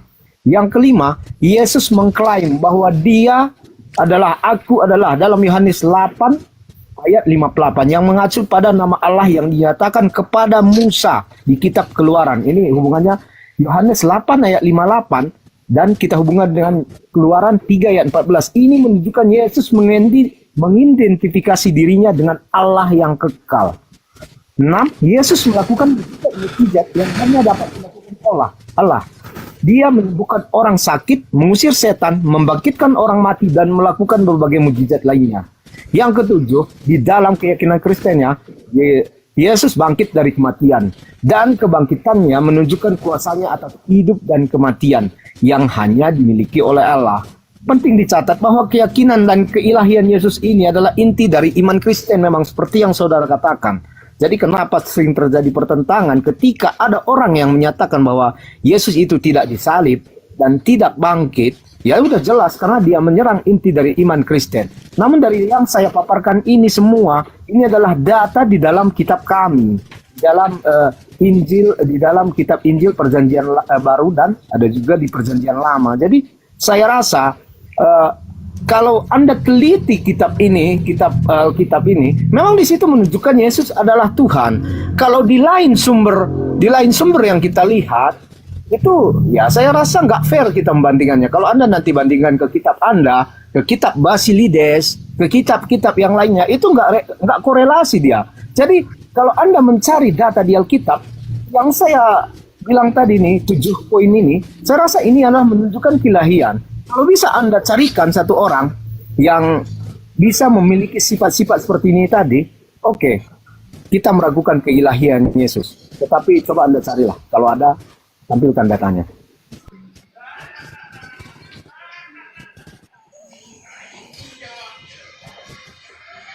Ya, mungkin Unirifa ada mau disampaikan dulu. Bang Juma signalnya 1. Izin Bang Juma. Izin dulu dong sama abang aku. Silakan, silakan. Saya nggak nanggapin Bapak itu ya Bang. Saya tadi catat Silakan. Bu Tina. Saya lebih ke Bu Tina. Jadi saya catat beberapa poin dari Bu Tina ya. Kasihan juga kalau nggak ditanggapi Bu Tina ya. Tadi Bu Tina itu saya catat begini kata beliau nih. Kami itu tidak bisa membantah atau menolak apa yang Bible sampaikan kata dia. Terus kata dia, kami tidak memaksakan kok ajaran kami kepada kalian. Itu yang kedua. Yang ketiga lagi, karena Yesus ajarkan apa yang kami imani. Nah, itu kata Bu Tina. Masalahnya di sini justru Bang Zuma, kami umat Islam kan nggak gampang percaya tuh sama kalian ketika kalian bahwa Yesus itu adalah Allah dan Yesus begini dan begitu. Kami pelajari sendiri kitab kalian, kami bacalah kitab kalian. Ternyata kami cari-cari ayatnya, tidak ada dalil yang mengatakan Yesus itu Allah. Kalau Yesus bisa menghidupkan orang mati, ternyata bukan cuma Yesus, Elia, Elisa juga bisa. Jadi apa yang Bu Tina sampaikan tadi itu imani saja konteksnya. Jangan ikut diskusi kalau seandainya yang dibawa adalah imani saja. Kita berdiskusi ini untuk menganalisis, mengidentifikasi apakah betul kalau Kristen ini ajaran pagan. Dari mana kita lihat sumbernya dan ciri-cirinya. Nah, untuk melengkapi saja, habis ini langsung saya ke Bang Zuma aja, bahwa Pak, ajaran Kristen itu secara tertulis itu ajaran pagan itu tidak bisa dibantah dengan dalil di kitab suci kalian. Di ayat mana? Nih, ingat ya, ajaran itu apa yang diajarkan. Nih, kalau kita lihat dalam kitab suci kalian, ini eksplisit banget ya. Nah, coba buka 1 Korintus pasal 15 ayat 33, abang-abangku Kristen dan kakak-kakakku Kristen ya. Kalau kalian nggak bisa buka, saya bantu kalian untuk bukakan. 1 Korintus pasal ke-15. Ini jelas banget nih ya. Kalian mau bantah gimana pun ya terserah sih, itu urusan kalian. Tapi kalau kalian bicara yang tertulis ya, justru Bang Zuma dari tadi baca yang tertulis. Kalian hanya mempelintir yang tertulis. Saya bisa buktikan kalian hanya mempelintir. 15 ayat 3. 15 ayat 3. Sorry sebentar sedikit, ambil waktu sedikit. 15:33. Nih ya, saya bacakan nih. Nih, ini nih Paulus nih ya. Ini Paulus, janganlah kamu sesat, pergaulan yang buruk merusakkan kebiasaan. Tuh Paulus ngajarin siapa? Ngajarin orang-orang di Korintus, orang-orang berkulub. Pertanyaannya, Paulus itu ngajarin tuh dia siapa yang ngajarin ke Paulus? Ternyata Paulus itu mengutip perkataan dari filsuf pagan Romawi atau pagan Yunani. Dari mana saya tahu? Lah, saya baca kitab kalian. Skolar kalian yang mengatakannya, bukan Bang Zuma ataupun bukan ustadz-ustadz kami. Nah, kalau kita rujuk ya, mana tadi itu ya? Nih, saya tunjukin buktinya kepada kalian lah ya, biar enak. Saya tunjukin, saya balikin kamera ya. Ini satu aja poinnya. 1 Korintus 15:33. Ini buat Kak Tina sih sebenarnya. Kak Tina tuh sekali ngomong tadi, cuman Kak Uni, banyak data nanti bingung orang itu. enggak, cuman satu aja. Saya enggak banyak-banyak data, cuma satu. Perlu Ngapain saya bingung ya. Saya cuma satu aja. Bingung Saya nanti cuma- Kak Uni. Bingung nanti. Saya Bingung cuma nanti orang satu itu. saja. Saya cuma satu saja ya. Umat Islam tuh nggak boleh nggak berdata. Kalau bicara itu harus punya data ya. Kami itu nggak boleh asumsi. Nah, Iya Kak Uni. jadi kalau kita rujuk bahwa ternyata ya menurut tafsir kitab kalian bahwa apa yang dikutipkan oleh Paulus ini adalah kutipan dari seorang ini sebuah kutipan dari penyair Yunani, Menander namanya. Oke, saya tunjukin ya. Nih. Saya balikin kameranya. Nih tuh baca tuh ya. Sorry, nggak jelas ya. 1 Korintus 15:33. Tuh, tafsiran kitab kalian tuh, nggak jelas ya. Sorry ya. Ya, saya bacakan aja deh. Kalian carilah, kalian tuh belajar juga lah. Jangan kalian terima-terima aja apa kata kami. Kalian juga cari, bener nggak Unirifa sama Bang Zumani gitu ya.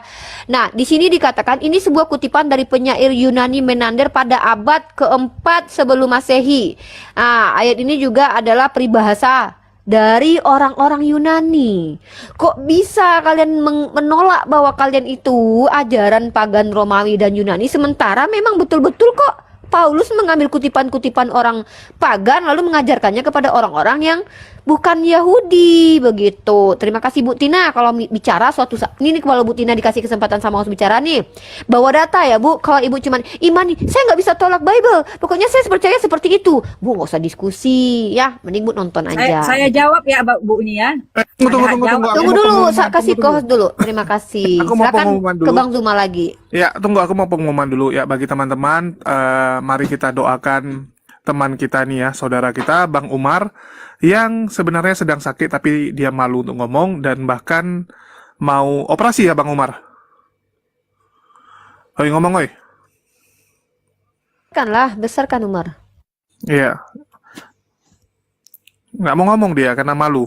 Ya mungkin ada mau disampaikan Ustadz Wafi untuk Bang Umar yang sekarang sedang sakit sebenarnya.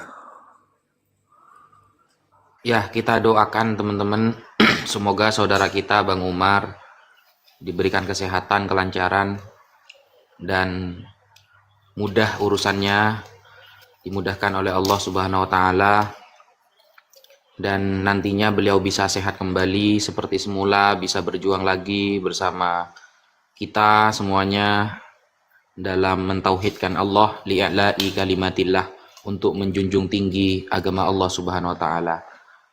Sekian, Mas Julius. Ya, mungkin bisa disampaikan Bang Umar, ya gimana kondisinya dan kapan operasinya? Ya karena lambung Bang Umar memang ada sedikit problem ya. Oke, mungkin Bang Zuma.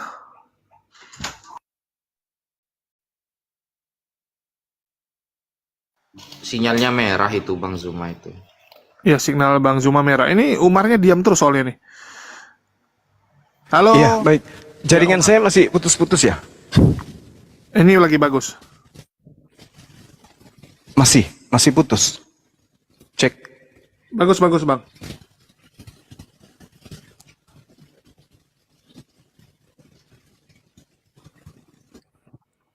Oke, mungkin Iya, diambil alih dulu. siap. Sinyal masih gangguan. Silakan. Oke, mungkin Ambil alih dulu sementara. Ini.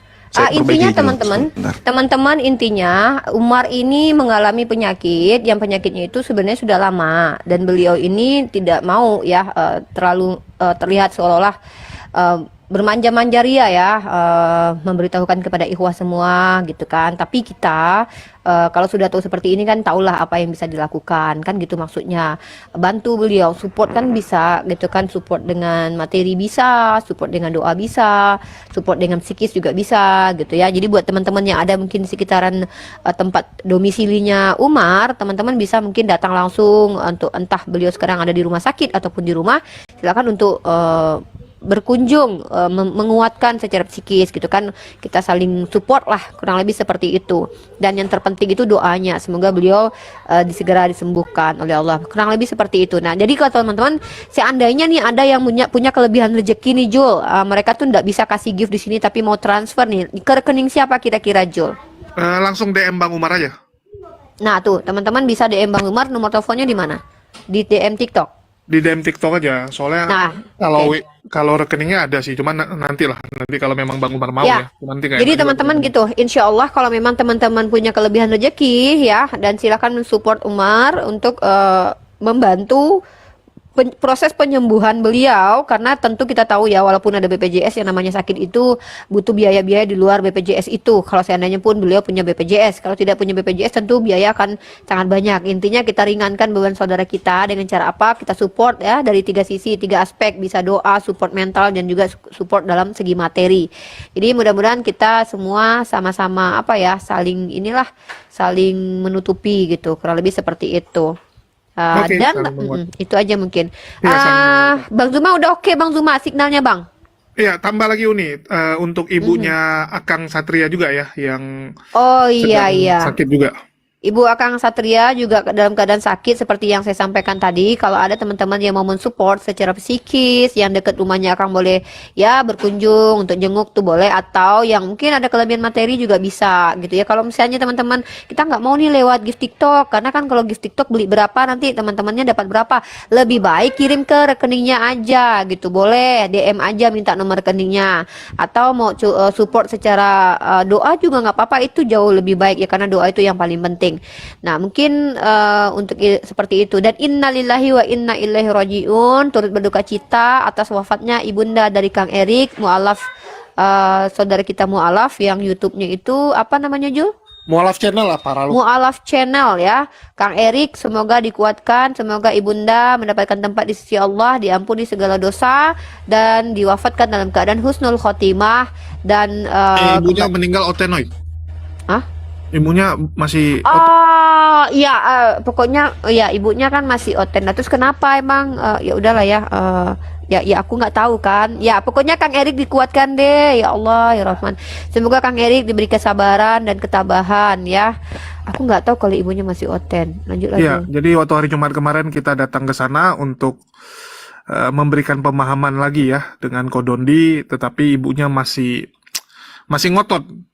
ngotot dengan agamanya, walaupun dia udah sadar kalau ini ada something yang nggak benar. Bahkan dia sudah mengakui, oh ternyata ini memang bukan firman Tuhan, ini cuman karangan. Tapi ya mau gimana ya, namanya juga hidayah itu haknya Allah, bukan kita. Oke, Bang Zuma sudah kembali. Apakah signalnya juga sudah kembali?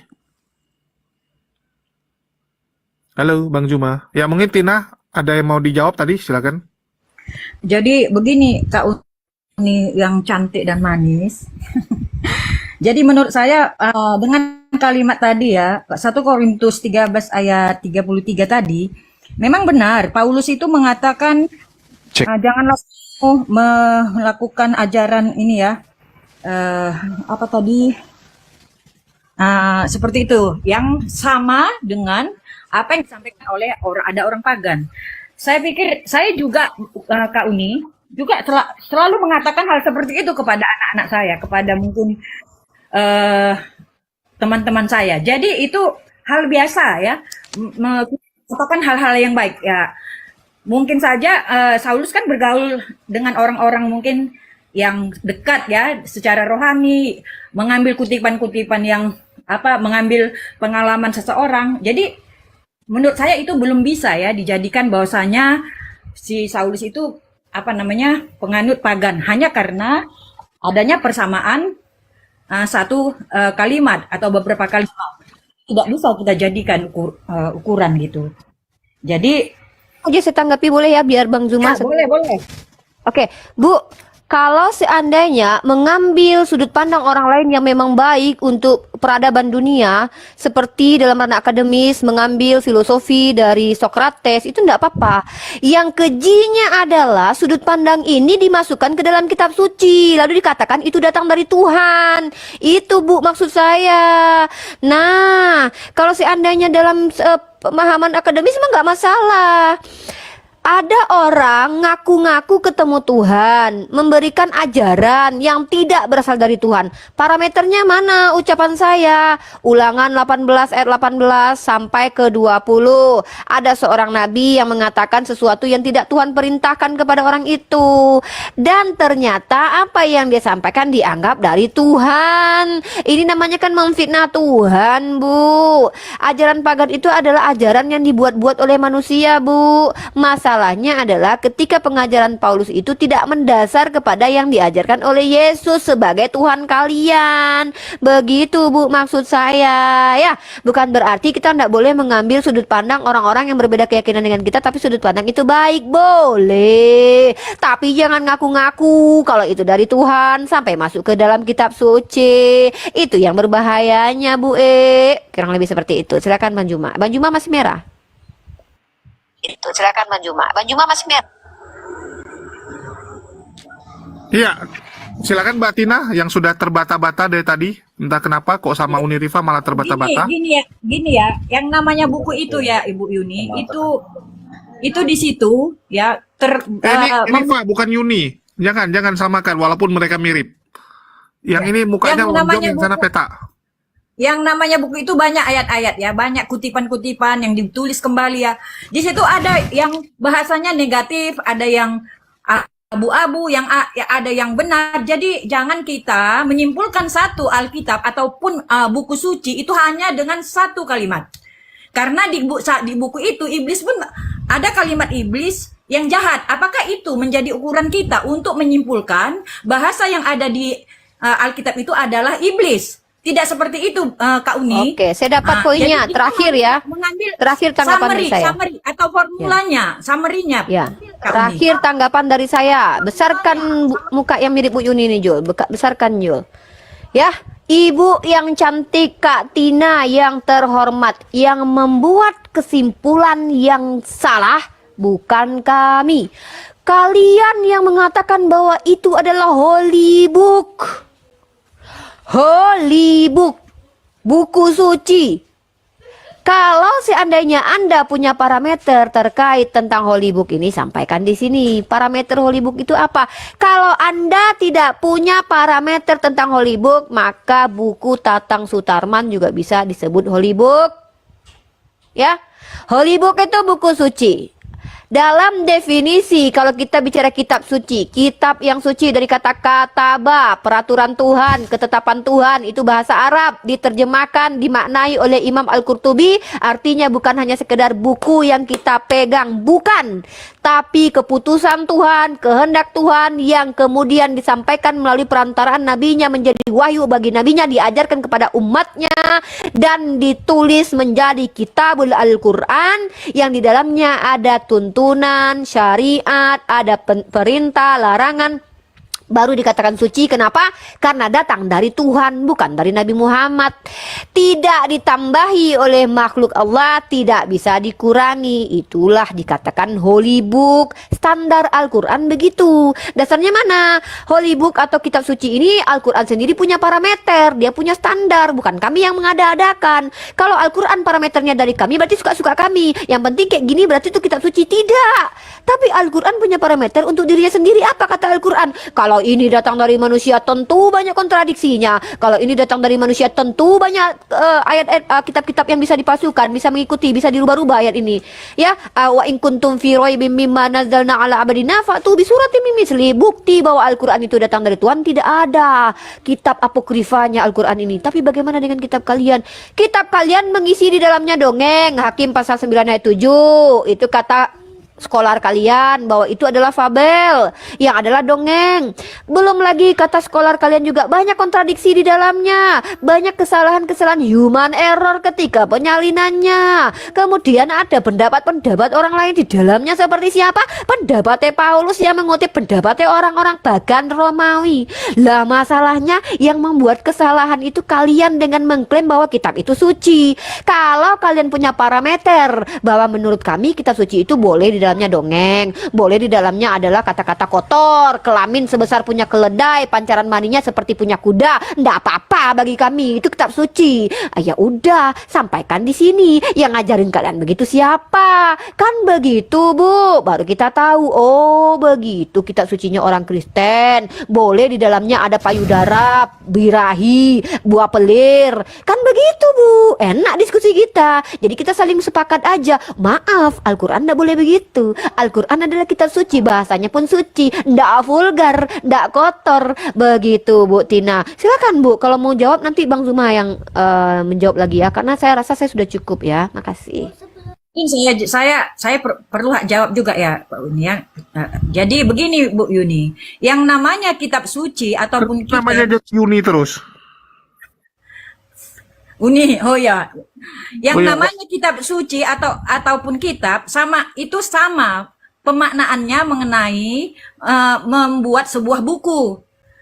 Kenapa dikatakan kitab suci? Karena ini pandangan kita bahwasanya ini terkait dengan agama. Tetapi cara membuat buku itu tetap sama, kakakku sayang. Ya, jadi kalau isinya bagi kami ya. Kalau isinya itu ada mengatakan tadi payudara lah, misalnya segala macam lah, itu jangan dilihat dari letter light. Tetapi membaca sebuah buku itu adalah dia mengambil summary ya, kesimpulan dari buku itu. Jadi kalau kita mau mengambil satu ayat, berarti kita tidak mengerti cara membaca sebuah buku. Gitu Kak Uniku yang cantik dan manis. Aduh, udah ngomong payudara muncul Bang Dewa. Kacau. Assalamualaikum Bang Dewa. Oh, udah bisa masuk, Bang? Waalaikumsalam warahmatullahi wabarakatuh. Tuh, Bang Dewa, silakan. Lanjut aja Umi. Dewa Bang baru. Zuma, coba Bang Zuma dulu tak sapa. Bang Zuma udah oke, Bang? Lanjut aja dulu, lanjut aja Oke. dulu. Nah, jadi gini, Kak Tina, kembalikan saya ke model besar biar nampak wajahku yang mirip Bu Yuni ini ya. Jadi begini, Kak Tina, kembali saya katakan, Kak Tina jangan curhat. Kami ini bukan tempat curhat, Kak. Saya ini belajar sama Bang Zuma kurang lebih 5 tahun, itu bukan diajarkan untuk tempat curhat orang. Tapi di sini kami sedang mengedukasi publik dengan menunjukkan kepada seluruh alam bahwasanya ketika kalian berbicara tidak punya sandaran, tapi kami punya sandaran. Minimal ketika kita berbicara kita pahami apa yang kita sampaikan di muka publik. Contoh kayak saya nih, saya katakan Al-Quran adalah kitab suci, Holy Book ya, bahasa Inggrisnya tuh. Kenapa dia dikatakan kitab suci? Kitab kudus. Kitab dari kata-kata ba. Dasarnya apa Uni Rifa? Di dalam Al-Quran ada tuh. Mana ayatnya? Bismillahirrahmanirrahim. Zalikal kitabul la raiba fih. Loh, bahasa Al-Quran ternyata. Betul. Apa artinya? Kata Imam Al-Qurtubi, definisi dari kata-kata ba itu adalah ketentuan Tuhan, hukum Tuhan. Gitu Bu, kalau secara kami bicara ya Bu ya. Berarti apa yang saya omongkan ini ada, ajarannya jelas. Dari siapa itu? Dari ulama saya. Namanya siapa? Imam Al-Qurtubi. Di mana tertulis? Dalam kitab Tafsir Al-Qurtubi jilid pertama. Tuh. Kalau saya seandainya depan dosen Bu, saya diterima nih Bu. Bagus, ada daftar pustakanya. Nah, Ibu bicara sandaran Ibu apa? Ibu bilang, wah kalau kitab suci kami mam boleh. Ada kata birahinya, kelamin sebesar punya keledai, buah pelir pecah. Ada lagi birahi di dalamnya, ada kata sundal di dalamnya gitu kan. Marilah kita memuaskan birahi. Suamiku sedang tidak ada di rumah. Amsal pasal 7 ayat 18. Ohola dan oholiba susunya dijamah-jamah. Bagi kami tidak masalah Kak Rifa, itu tetap suci. Pertanyaan saya Bu, kalau Ibu, jangankan ya, ini mohon maaf, jangankan kitab suci ya Bu ya, buku pendidikan, baik itu LKS, pendidikan di sekolah saja, menurut Ibu pantas tidak ada kata-kata seperti itu. Nah, kalau Ibu bilang pantas ya, Ibu buatlah nanti ya, seperti itu ya, ngajarin anak-anak Ibu ya. Kalau seandainya membuat perumpamaan itu ya nggak jauh-jauh dari kelamin lah misalkannya. Nah di kami itu nggak bisa, karena jangankan untuk dijadikan itu sebagai kitab suci Bu, sebagai karangan lepas saja, karena karya jurnal aja yang diterima oleh dosen, saya akan ditampar sama dosen saya ini. Kau kenapa ini Rifa? Apa yang kau tulis ini? Kok kau bawa? Saya kan mengumpamakan Pak dosen. Umpama saya adalah tentang bagaimana keindahannya ketika seorang adik dan kakak mereka baik sekali berhubungan. Apa perumpamaannya? Ya mereka bersetubuh di dalam kandang domba dan mereka akhirnya tusbol depan belakang. Wah, kok gitu perumpamaannya? Ya saya ngikuti Bible begitu loh. Ketika ada persundalan yang dilakukan sama ohola oholiba, itu pakai bawa-bawa kelamin loh. Itu kan kita harus ikuti standar Tuhan. Tuhan kan begitu keinginannya. Ditampar Bu saya Bu. Nah, apa parameter Kakak Tina yang tercantik di seluruh RT-nya ini mengatakan bahwa kitab suci Kakak pantas dikatakan kitab suci? Karena di dalamnya ada ajaran-ajaran orang pagan Bu. Ya, kata-kata istilah yang muncul dari agama pagan tuh Hades, ya kan? Tartaros. Itu bukan punya kalian. Yesus mana kenal Hades sama Tartaros? Hades itu adalah nama dewa bawah alam goib yang tempatnya letaknya di paling dasar dunia, itu neraka jahanam Bu. Itu diimani sama penyembah pagan. Kok tiba-tiba kemudian di kitab kalian ada Hades? Kok ada Tartaros di kitab kalian? Apakah Yesus betul-betul, jangan-jangan Yesus membenarkan itu bahwa Hades itu adalah penghuni tempat tergelap di palung marijuana gitu yang diimani oleh orang Yunani. Ini yang saya mau Kak Tina itu kalau bicara misalnya, kalau menurut saya kitab suci lah, menurut Anda emang Anda siapa? Kan nggak mesti harus didengarkan Anda. Tapi kalau Anda bicara dari sisi akademis misalnya, menurut parameter Bible itu bisa dikatakan suci di dalamnya karena pertama memuat isinya berbagai macam kata-kata yang menjewantahkan bentuk kelamin. Boleh. Di dalam kitab saya itu ada dongeng Hakim pasal 9 ayat 7. Boleh dikatakan suci.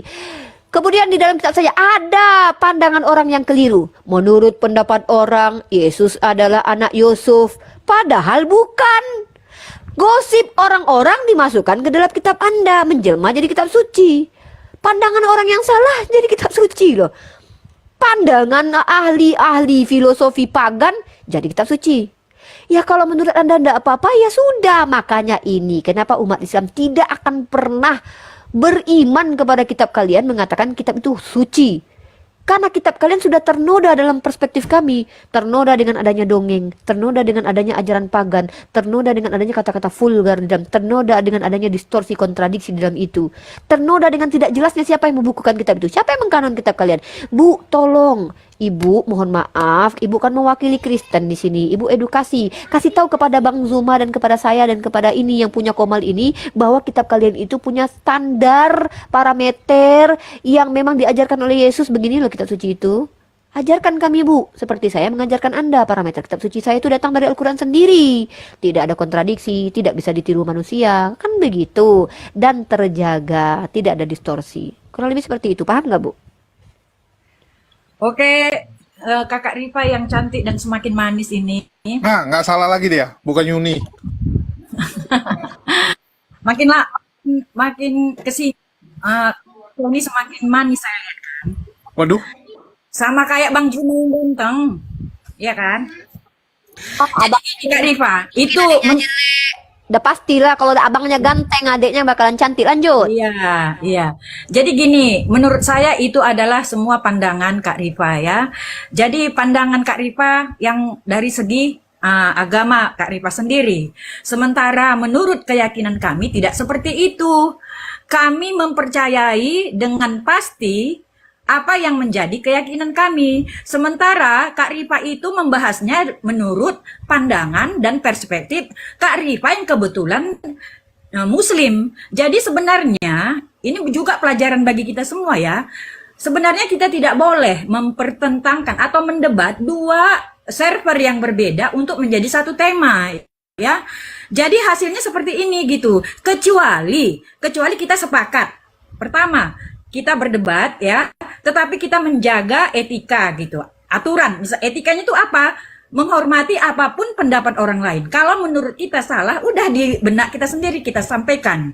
Aturan apa? Aturan itu mungkin kalau kita memakai datanya yang valid dong. Jangan data yang comot-comot gitu, ya, yang memang cocok untuk tema ini. Nah, jadi kalau kita memakai aturan dan etika tadi, ya enak kita berdebatnya. Kak Rifa, saya walaupun Kak Rifa ini dari tadi, Bang Juma tadi juga ngejek, bukan ngejek lah, nggak usah lah ya saya bilang ngejek, mengatakan sesuatu yang mungkin agak, apa ya, saya nggak tersinggung Kak Rifa, ya, dan saya tidak menghujat kalian, artinya misalnya saya katakan, wah biar aja kan mereka sendiri yang rugi, cerminan mereka, saya tidak mau seperti itu. Saya hanya mengatakan apa yang saya yakini menurut saya, dan menghargai apa yang diucapkan oleh orang lain gitu Kak Rifa. Oke, jadi mengenai ini Kak Rifa, biarlah itu menjadi pandangan Kak Rifa ya. Jangan dipaksakan ke kami ya. Kami juga kalau memang nggak bisa kami paksakan. Tetapi mari kita sama-sama menyampaikan. Kak, di sini kita sama-sama menyampaikan. Saya menyampaikan keyakinan saya, kakak seharusnya menyampaikan keyakinan kakak. Bukan malah curhat sama saya. Kan saya sudah bilang, saya ini belajar sama abang-abang saya bukan untuk curhat, bukan tempat curhat.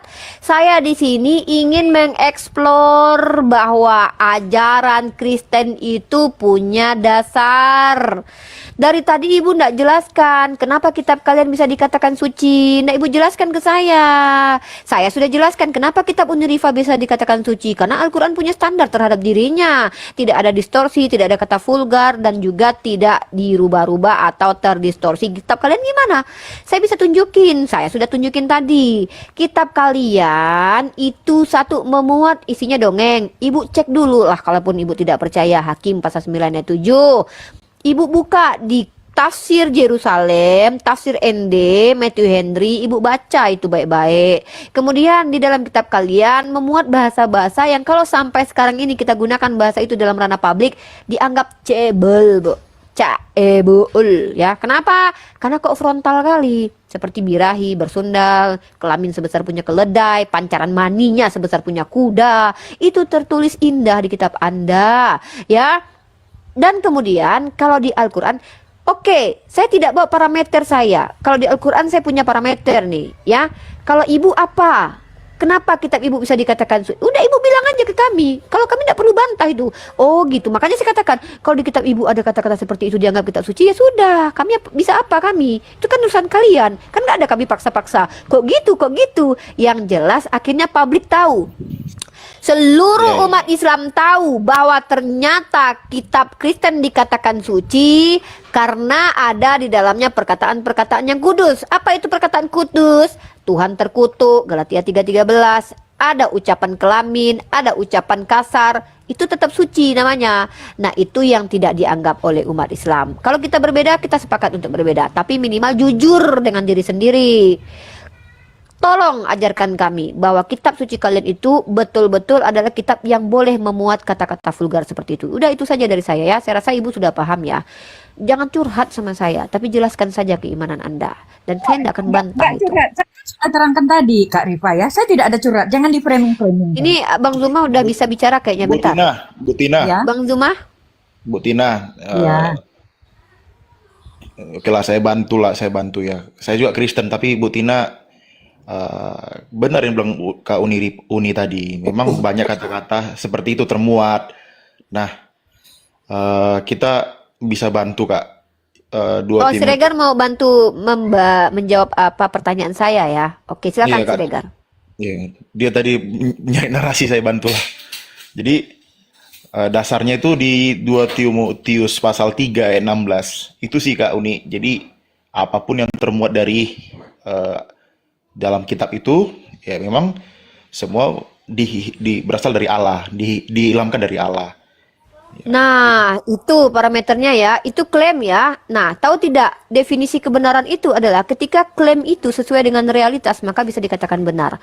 Nah, saya akan membuktikan kepada Anda, Pak Siregar, yang termuat dalam Timotius itu dibantah sendiri oleh kitab Anda. Apa definisinya tadi? Segala sesuatu yang ada di dalam kitab suci Anda itu datang dari Tuhan. Saya sudah katakan, tidak semuanya. Contoh, ya, Paulus berbicara itu dari pribadinya sendiri mengutip filosofi Yunani. Apa Anda mau bilang bahwa filosofi Yunani ini diilhami oleh Yesus? Sehingga mereka akhirnya bisa mengeluarkan sebuah filosofi, kemudian dikutip oleh Paulus, itu dibenarkan Tuhan Anda karena itu pengajaran dari Tuhan Anda juga. Kan begitu? Kalau memang iya, buktikan bahwa Menander yang saya maksud, Aratus yang saya maksud, Epimenides yang saya maksud itu mengenal Yesus. Atau tolong jelaskan kepada saya bahwa ketika tertulis di dalam kitab kalian sebuah praduga, sebuah gibahan dari orang lain, menurut anggapan orang, Yesus adalah anak Yusuf dan itu datang dari Tuhan. Pertanyaannya, apakah anggapan orang ini Tuhan yang mengilhamkan kepada orang sehingga Yesus dianggap anak Yusuf, padahal bukan anak Yusuf? Gimana itu? Gimana logika kalian? Ketika yang tertulis semua adalah ilham dari Tuhan, ternyata di dalam kitab kalian ada pendapat orang yang keliru terkait siapa Yesus. Gimana kalian mau menjelaskan itu?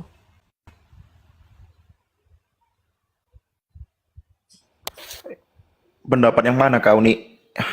Baca Lukas pasal. Oke, tunggu bentar Uni. Jeda bentar ya. Umar, silakan, ada yang mau disampaikan? Ya. Ya, ini Umar lagi di rumah sakit ya. Mungkin bisa open cam, Bang Umar. Cayono.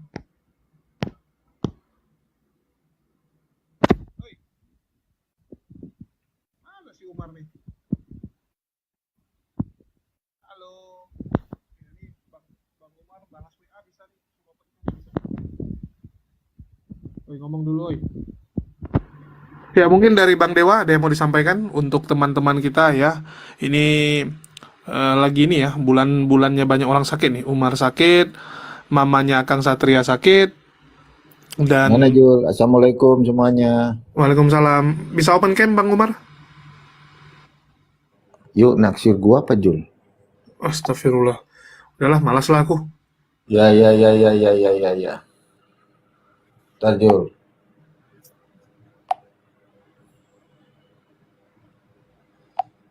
Ya, mungkin Bang Dewa. Ya, ini si Umar ya, terkapar seperti biasa untuk kesekian kalinya. Langganan. Apa Jul? Oke lah. Jadi gimana kondisinya Bang? udah baikan, kecapean gua sama Bu Darmi kemarin lu ajak debat. Kok aku pula yang kena? Oke lah, oke lah. Ya mungkin dari Bang Dewa ada yang mau disampaikan buat saudara kita yang sedang sakit. Ya, Dewa sih mendoakan aja lah untuk kebaikan Umar ya. Mudah-mudahan Umar kembali ke sedia kala. Kita bacakan Al-Fatihah sama-sama untuk kesehatan beliau. Ya mungkin itu aja kali dari Dewa ya. Karena kami masih membutuhkan sosok Umar. Jangan sampai malaikat maut itu datang dulu, nanti dulu gitu loh ya. Jangan lah Dewa, weh. Belum nikah weh. Iya. Ya maksudnya seperti itu. Ya, itu aja. Lanjut Bang Juma. Oke, Tapi lanjut, Bang. boleh nggak Dewa iklan sebentar? Boleh. Tapi nggak usah lah, Bang Juma nggak enak aja. Nanti aja Dewa izin pamit aja. Silakan dilanjut aja ke semuanya. Dewa doakan untuk kesehatan Bang Umar selalu, dan Dewa doakan juga untuk kesehatan kepada Bang Juma, kepada semuanya yang ada di sini semua. Itu aja mungkin dari Dewa. Ya, lanjut. Ya, udah bisa Bang Dewa mungkin teman-teman rindu suaranya. Kok Bang Dewa? Bang Juma, halo, monitor. Ya, shalom Bang Karen ya, dari tadi belum ngomong juga. Ya, mungkin silakan lanjut dulu nih, kalau gitu. Ya, Bang Zuma belum ya. Kalau saya silakan, Bang Siregar boleh, Bang Tina, Kak Tina boleh, Bang Karen juga boleh, silakan. Saya tetap sebenarnya saya menanggapi argumen Anja ya, walaupun itu lari dari tema ya. Tadi kan Kak Tina yang bilang klaim itu harus dibuktikan gitu. Dan saya pengen Bang Siregar nih masih Kristen. Tapi dia tidak menuhankan Yesus teman-teman. Dan saya membawa ranah kritik teks ke hadapan Bang Siregar ini, dimana menurut saya tadi kalau kita berdasarkan imani, kalau Bang Siregar bilang pokoknya kitabnya berbunyi begini, segala yang tertulis itu pokoknya ilham Tuhan deh. Ya udah, bagi saya percaya itu. Nah, itu masuk ke dalam ranah imani. Ya, imani. Nah, jadi itu hak kalian, tidak perlu masuk ke ranah debat atau diskusi. Bagi saya itu di sisi-sisi inilah kita akan menunjukkan toleransi kita bahwa itu urusan kalian. Tapi karena kalian sudah berhadapan dengan kami di ranah debat atau di ranah dialektika ini, maka kami akan menuntut klaim itu bisa tidak dibuktikan. Karena sebuah klaim itu tidak akan bisa menjadi kebenaran kalau tidak ada pembuktiannya. Kecuali kita sepakati dulu proposisi bahwa klaim itu datang dari Tuhan yang memang tidak bisa dibuktikan secara empirik. Contoh, akulah Allah. Secara material tidak bisa kita tunjukkan. Tapi Allah perintahkan, cari tahu dengan cara apa? Lihat Al-Quran ini. Kalau Al-Quran ini bersalahan berarti bukan aku yang Allah. Sesimpel itu. Nah, jadi saya ingin Bang Siregar di sini memberikan wawasan berpikir kepada kami umat Islam bagaimana cara memahami bahwa buku yang kalian pegang itu yang disebut sebagai holy book itu betul-betul bisa dianggap suci. Parameternya apa?